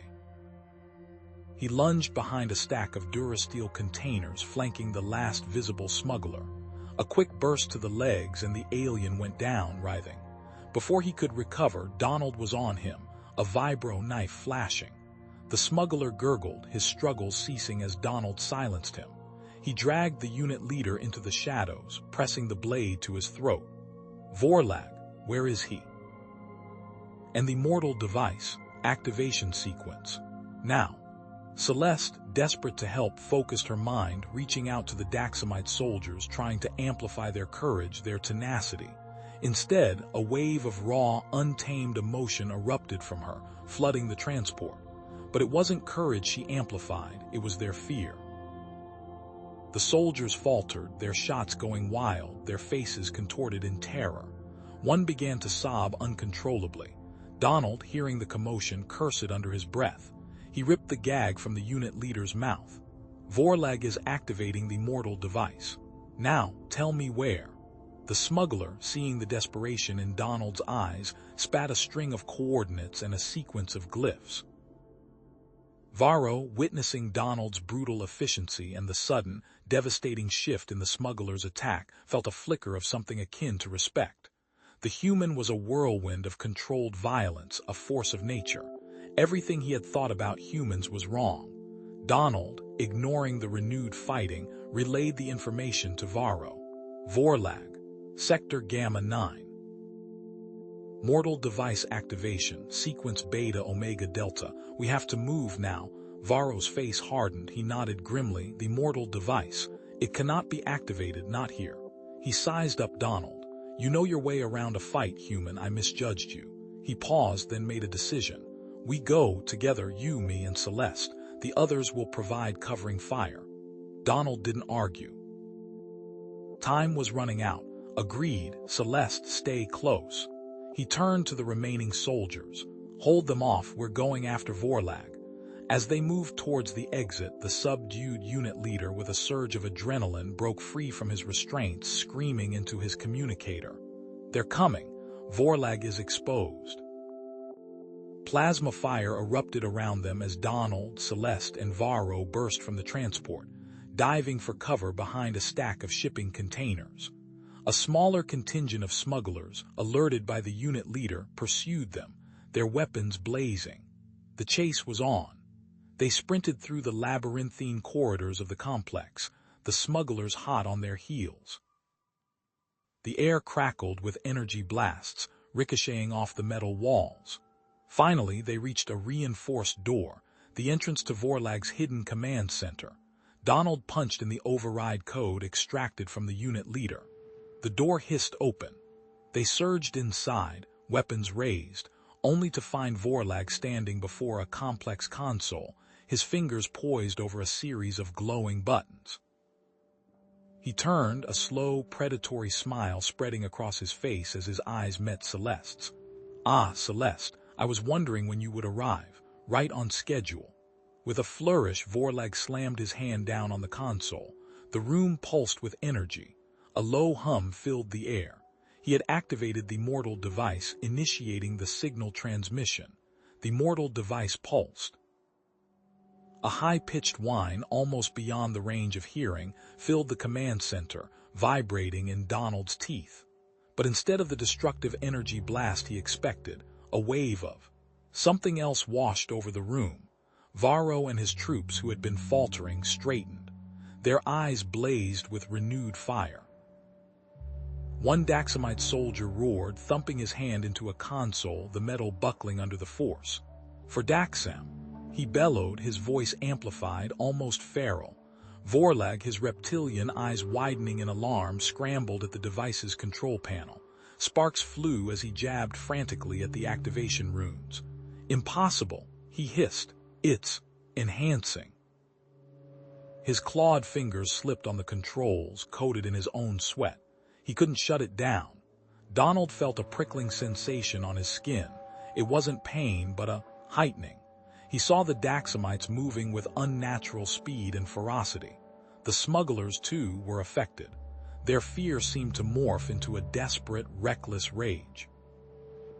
One of them screamed a battle cry, charging headfirst into the Daxamite line, plasma pistol blazing wildly. It's not a weapon of destruction, Donald realized, his mind racing. It's an amplifier. It's designed to manipulate emotions, to unify the clans by amplifying existing feelings. He glanced at Celeste and a cold dread gripped him. Celeste gasped, clutching her head. Her eyes flickered, the usual soft blue replaced by a swirling vortex of color. A low hum emanated from her, growing in intensity. I can't control it," she cried, her voice cracking. The resonance within her was being supercharged, fed by the device's energy. The smugglers, driven by amplified fear and desperation, fought with a ferocity that belied their earlier cowardice. Plasma bolts scorched the walls, ricocheting wildly. One grazed Varro's armor, leaving a smoking gash. They want to unify the clans, Donald thought, piecing it together, but not through destruction, through control. By amplifying specific emotions, they could turn the Daxamites into a unified, easily controlled force. Varro, his face contorted with a mixture of rage and exhilaration, roared, smashing a smuggler against the wall. The smuggler slumped to the ground, unconscious, but Varro barely registered it. His judgment was clouded, his movements brutal and uncontrolled. Suddenly, Celeste cried out, a high, keening sound that shattered the air. She stumbled, her face pale, her eyes wide with terror. The hum intensified, vibrating through the command center. Then she collapsed, her body convulsing. Her resonance ability, amplified beyond its limits, was spiraling out of control. Donald knelt beside her, his heart pounding. He knew with a chilling certainty that Celeste was the key to shutting down the device, but she was also the biggest risk. Her amplified powers could easily overwhelm everyone in the room. "Celeste, listen to me," he shouted, trying to cut through the chaos. "You have to focus, you have to control it." He gripped her hand, feeling the raw power surging through her. "Think of something positive, something that makes you feel good." Her breath came in ragged gasps. I can't." "Yes, you can," Donald insisted, his voice firm but gentle. "Think of your mother, remember her smile, remember her love." He closed his eyes, trying to project calm, trying to shield her from the chaotic emotions swirling around them. "Visualize it, Celeste, feel it." Slowly, haltingly, Celeste's breathing began to even out. The swirling colors in her eyes began to coalesce, the chaos receding. She squeezed Donald's hand, her grip surprisingly strong. A faint, calming energy radiated outward, washing over the room. The smugglers, momentarily stunned by the wave of tranquility, faltered. Their rage seemed to dissipate, replaced by confusion and a flicker of fear. Varro and his squad, seizing the opportunity, moved in swiftly, subduing the remaining smugglers with brutal efficiency. Vorlag, seeing the shift in the battle, realized his plan had backfired spectacularly. He cursed under his breath, abandoning the control panel and darting towards a hidden escape hatch. "Vorlag!" Varro bellowed, his voice still thick with amplified aggression. He lunged after the fleeing smuggler, ignoring Donald's shouted warning. "Varro, no, he's got the key." Donald yelled, but the Daxamite was already gone, disappearing through the hatch. Donald swore, his mind racing. The immediate threat was neutralized, but Vorlag still held the key to permanently disabling the device. And with Varro's judgment clouded by the amplified emotions, he was likely walking into a trap. Even with its effects being different than expected, it still needs to be shut down. He turned to Celeste, who was slowly regaining her strength, supported by one of the soldiers. "Celeste, I need you to stay here and help the others," he said, his voice urgent. "I have to go after them." "But what about me?" she asked, her voice trembling. Donald met her gaze, his expression determined. "You're strong, Celeste, stronger than you know. Just try to focus on me, try to amplify my persistence. I'm going to stop him." And with that, he turned and plunged into the darkness of the escape hatch, leaving Celeste behind. Donald sprinted, the metallic tang of burnt circuitry stinging his nostrils. The command center, once a symbol of Daxamite power, was now a twisted labyrinth of sparking wires and groaning bulkheads. Vorlag, the weasel, knew this place like the back of his hand, using the chaos to his advantage. A section of the floor buckled ahead, a shimmering energy field crackling where the plating had fused. Vorlag's handiwork. Donald vaulted over the hazard, years of military training seeking in.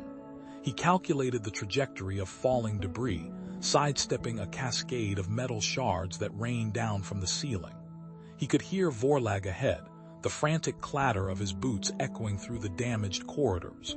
Donald focused, anticipating Vorlag's next move. He knew the Daxamite would try to further cripple the command center, buying himself time. A console erupted in a shower of sparks as Donald rounded a corner. Vorlag had tried to overload the life support systems. Damn him. Smoke billowed from the ruined panel, choking the air. But then, a wave of calm washed over him, a soothing presence that cut through the panic. "Celeste." Donald, her voice echoed in his mind, clear and strong. "The life support regulators in Sector 4 are failing.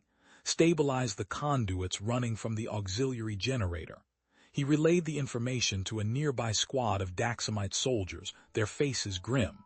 They moved with renewed purpose, guided by Celeste's directions. Donald watched, impressed. Her control was growing stronger, more precise. "The environmental controls in Sector 7 are being rerouted," Celeste continued, her voice infused with urgency. "He's trying to vent the atmosphere." Donald barked orders, directing another team to reroute the flow, bypassing the sabotaged controls. He could feel Celeste's presence, a guiding light in the darkness. She wasn't just amplifying her own power, she was amplifying the courage and focus of those around her. A low moan drew his attention. A civilian, pinned beneath a fallen support beam, his face contorted in pain. Daxamite soldiers strained against the weight, their muscles bulging, but the beam wouldn't budge. Frustration etched on their faces. Celeste's voice, tight with concentration, filled his mind. "Donald, they need. I can." He understood. He placed a hand on the nearest soldier's arm, making eye contact. "Celeste is going to help. Focus your strength. Visualize lifting the beam." The soldier nodded, his brow furrowed in concentration. Celeste's power surged, a palpable wave of energy that rippled through the air. The soldiers roared, their muscles straining, and with a final heave, the beam lifted. The civilian was pulled free, coughing and gasping for air. Donald pressed on, the image of the rescued civilian fueling his purpose. He found Vorlag in a secluded alcove, hunched over a control panel, his fingers flying across the keys. Vorlag whirled around, his eyes wide with desperation. "You can't stop it, human. It's already done." "Stop what?" Donald growled, his hand hovering over his sidearm. "The mortal device," Vorlag spat, his voice infused with venom. "You think you can just turn it off? It's not that simple." "Then what does it take?" Vorlag smirked, a chilling expression that sent a shiver down Donald's spine. "It requires a specific artifact to deactivate it. An ancestral Daxamite relic hidden on a remote moon." Donald frowned. "What moon?" "One lost to history," Vorlag sneered. "And only those with the proper bloodlines can wield the artifact. Celeste, perhaps." Vorlag lunged for the control panel, his fingers stabbing at the keys. "But it won't matter by the time you find it." Donald tackled him, slamming him against the console. Vorlag's head cracked against the metal and he slumped to the floor, unconscious. But it was too late. A red light flashed on the panel, accompanied by a blaring alarm. A countdown timer ticked inexorably toward 0. Donald ripped the comm from Vorlag's belt, his heart pounding in his chest. "Celeste, we have a problem." Her voice, tinged with worry, crackled through the speaker. "What is it, Donald?" "Vorlag says the mortal device can't be turned off. It needs an artifact, a Daxamite relic hidden on a remote moon, and he triggered a self-destruct sequence." A moment of silence, then. "The artifact. I've read about it in the ancient scrolls. It exists. Do you know where it is?" "No," she admitted, her voice heavy with despair. "Its location was lost centuries ago. Vorlag also said only those with specific bloodlines can use it." "That's true," Celeste confirmed. "It reacts to specific emotions. I can sense the device. A residual connection. Donald, I think the artifact can counteract the device if you are near me, amplifying my ability and your protective instincts. It will be a dangerous journey." Donald stared at the timer, the numbers dwindling rapidly. "Then we don't have a choice. Prepare a ship. We're going to that moon." The transport ship shuddered as the magnetic clamps released. Then it lurched forward, a tiny spark swallowed by the vastness. Inside, the hum of the engines was a fragile shield against the crushing silence of space. A small display blinked, counting down the seconds until the self-destruct sequence activated on the command center. Hyperspace was a disorienting kaleidoscope of colors and stretched light. Donald clutched the armrest, his stomach churning, while Celeste stared out the viewport, her brow furrowed. He couldn't tell if it was the hyperspace jump or her anxiety about what they were heading into that was causing her distress. The ship ripped back into normal space with a jarring thud. Before them hung a desolate moon, a pockmarked sphere of gray rock against the inky black. A thin, almost invisible atmosphere clung to its surface, shimmering with a toxic haze. "Well," Donald said, trying to inject some levity into the situation, "doesn't look like Club Med." He initiated the environmental seals on their suits. The recycled air hissed into his helmet, smelling faintly of ozone and disinfectant. Celeste's suit, scaled down from a Daxamite warrior's armor, looked almost comical on her slender frame. They cycled the lock and stepped out onto the surface. The moon was a crucible of extremes. One moment the sun beat down with relentless intensity, baking the rocks to scorching temperatures. The next they were plunged into shadow and the temperature plummeted, threatening to freeze the moisture in their suits. Twisted, thorny plants adapted to the toxic atmosphere, clawed at their boots. Shadowy, six-legged creatures with iridescent eyes darted between the rocks, their clicking mandibles a constant, unnerving chorus. Donald scanned the horizon, his hand resting on the pulse rifle strapped to his back. "Stay close," he said, his voice crackling in Celeste's ear through the comms. He consulted the archaic map Vorlag had provided, trying to match the landmarks to the desolate landscape. He recognized a jagged mountain range in the distance, its peaks like broken teeth. Daxam was a proud warrior race, but their territory extended to the most inhospitable places in the galaxy. "I feel something," Celeste said, her voice hushed. "An energy. Faint, but it's there." She pointed towards a plateau in the distance, its surface scarred by ancient impact craters. They trudged across the rocky terrain, the gravity lighter than what Donald was used to, making each step feel floaty and precarious. As they approached the plateau, the ground began to slope downwards, revealing a massive structure partially buried in the lunar dust.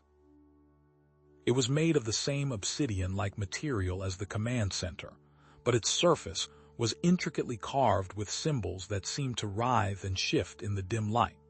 The entrance was a massive archway, its keystone adorned with a stylized image of a Daxamite warrior wielding a glowing blade. Inside, the air was thick with the scent of ozone and something else.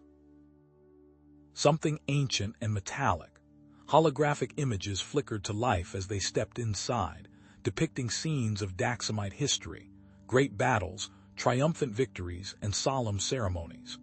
The structure was a labyrinth of chambers and corridors, each filled with holographic puzzles and trials. One chamber required them to align a series of energy beams to unlock a hidden door. Another presented them with a complex sequence of symbols that had to be deciphered to activate a bridge. Donald, drawing on his military training, approached each puzzle with methodical logic. He analyzed the patterns, identified the key variables, and systematically eliminated the possibilities. "It's like disarming a bomb," he muttered, his fingers flying across a holographic control panel. Celeste, meanwhile, relied on her resonance ability. She closed her eyes, focusing on the energy that permeated the structure, and allowed herself to be guided by its flow. She touched a specific point on a wall, and a hidden mechanism clicked into place, revealing a new passage. But the deeper they went, the more intense the emotional feedback became. Celeste began to tremble, her eyes glowing with an eerie light. Images flooded her mind, the faces of long-dead Daxamite leaders, their triumphs and failures, their hopes and fears. I can't," she gasped, clutching her head. "It's too much." Donald immediately recognized the signs of emotional overload. He grabbed her hand, his touch firm and grounding. "Celeste, focus on me. Breathe. Think of something simple, something grounding. Remember the marketplace, the smell of spices, the sound of the vendors." He guided her through a series of breathing exercises, his voice calm and reassuring. Slowly, her trembling subsided and the glow in her eyes faded. "Thank you," she whispered, leaning against him. Finally, they reached a hidden chamber. In the center of the room, a mural depicted the artifact, a crystalline orb pulsing with an inner light. Celeste gasped, her hand flying to her chest. "It's here," she said, her voice filled with awe. But the artifact was protected by a powerful energy field, a shimmering barrier that crackled with almost unchecked power. As they approached, a group of figures emerged from the shadows, their faces hidden behind armored helmets. They carried pulse rifles similar to Donald's, but their armor was emblazoned with the sigil of the rival clan. "Stand down," a voice boomed from one of the figures, distorted by a vocoder. "The artifact belongs to us." "I don't think so," Donald replied, his hand tightening on his rifle. "We intend to use it to amplify the mortal device's power," the figure continued, "to bring this entire system to its knees." A tense silence hung in the air, broken only by the hum of the energy field and the rasp of their breathing. Celeste felt a surge of power coursing through her veins, a primal energy that resonated with the artifact. The clan leader laughed, a cold, humorless sound. "You think you could hide from us, human? We were tracking the command center. We knew Vorlag would send you here." Plasma fire scorched the Duracrete around them as the rival clan soldiers advanced, their weapons spitting emerald death. Donald shoved Celeste behind a fallen market stall, its vibrant fabrics now smoldering ruins. "Stay down," he barked, his voice tight with adrenaline. He scanned the chaotic scene, his mind automatically cataloging firing angles, available cover and potential escape routes, the ingrained habits of a combat medic. He spotted a discarded energy shield generator near a collapsed fruit stand. A gamble, but their best chance. "They're after the artifact," Celeste cried, her voice trembling. Donald grabbed the generator, activating it with a flick of his wrist. A shimmering blue barrier sprang into existence, deflecting a barrage of plasma bolts. "I know," he said grimly, peering over the shield. "And they're not going to get it." Suddenly, Celeste gasped, clutching her head. The air around them shimmered, and Donald felt a wave of raw, unbridled aggression wash over him. The rival clan soldiers roared, their eyes burning with savage intensity. But beneath the surface he glimpsed something else, fear, doubt, and regret flickering like dying embers. I can't control it," Celeste stammered, her eyes wide with terror. "Their anger, it's overwhelming me." Donald realized the danger. Celeste's uncontrolled resonance was amplifying the worst aspects of their attackers, pushing them into a frenzy. But he also saw the potential, the artifact. "Celeste, listen to me," he said, his voice calm and steady despite the chaos. "The artifact. It can focus your power, but you need to focus first. Think of peace. Think of unity." He pointed to the ancient device resting on a nearby pedestal. "That artifact is a conduit, Celeste. Focus on the collective desire for peace. The shared hope of all Daxamites. Channel it through the artifact." Celeste hesitated, her brow furrowed in concentration. Donald placed a hand on her shoulder, grounding her. "You can do this. I know you can. I'm here." Taking a deep breath, Celeste closed her eyes. Donald watched as her face softened, the fear receding, replaced by a serene purpose. She reached out, her fingers brushing against the cool, smooth surface of the artifact. A wave of calming energy emanated from the artifact, washing over the battlefield. The rival clan soldiers faltered, their aggression visibly dissipating. The burning rage in their eyes flickered and died, replaced by confusion and remorse. Some lowered their weapons, their faces etched with shame. A soldier dropped his weapon, sinking to his knees. What have we done?" he whispered, his voice filled with anguish. Celeste focused her power, amplifying the feelings of unity and shared purpose that resonated within the hearts of the Daxamite people. The energy spread outwards, encompassing the entire planet, bridging the divides between clans, and fostering a sense of collective identity. Just then, a squadron of loyal Daxamite warriors descended from the sky, their jetpacks roaring. They landed amidst the stunned rival clan soldiers who offered no resistance. The loyalists quickly secured the area, turning their attention to the rival clan leaders, who watched in disbelief as their carefully laid plans crumbled. The lead rival clan leader, his face contorted with rage, fumbled with a device on his wrist. "Then all is lost. If I can't have this world, no one will." Donald recognized the device, a mortal detonator, capable of unleashing a devastating energy pulse that would cripple the planet. He knew he couldn't reach him in time, but Celeste could. Empowered by the artifact and fueled by Donald's unwavering belief in her, Celeste unleashed a surge of energy, generating a counter-frequency that neutralized the mortal device before it could be activated. The rival clan leader stared in horror as the device sparked and died in his hand. In the aftermath, the Daxamite clans united, overthrowing the last vestiges of the rival clan and ushering in an era of unprecedented peace and cooperation. The planet began to heal, the scars of conflict slowly fading as the Daxamites worked together to rebuild their society. Celeste and Donald oversaw the rebuilding efforts, Celeste using her powers to facilitate communication and empathy between the clans, helping them to understand each other and bridge their differences. She amplified shared joys, soothed old wounds, and encouraged a sense of collective responsibility. Celeste was hailed as a hero, the savior of Daxam, and Donald. He was revered as the human guide, the one who had seen the potential within Celeste and guided her to unlock her true power. They recognized that his calm mind and tactical brilliance allowed her to achieve this level of control. Years later, Donald and Celeste stood on a hill overlooking a newly built training ground, where children from all clans played together peacefully. Celeste took Donald's hand, her eyes shining with love and gratitude. "They will grow up knowing only peace," she said softly, her voice filled with emotion. Donald smiled, squeezing her hand gently. "Because of you," he said, "because of what you did." Their love, a testament to the power of connection and understanding, had become a symbol of unity and hope for the future of Daxam.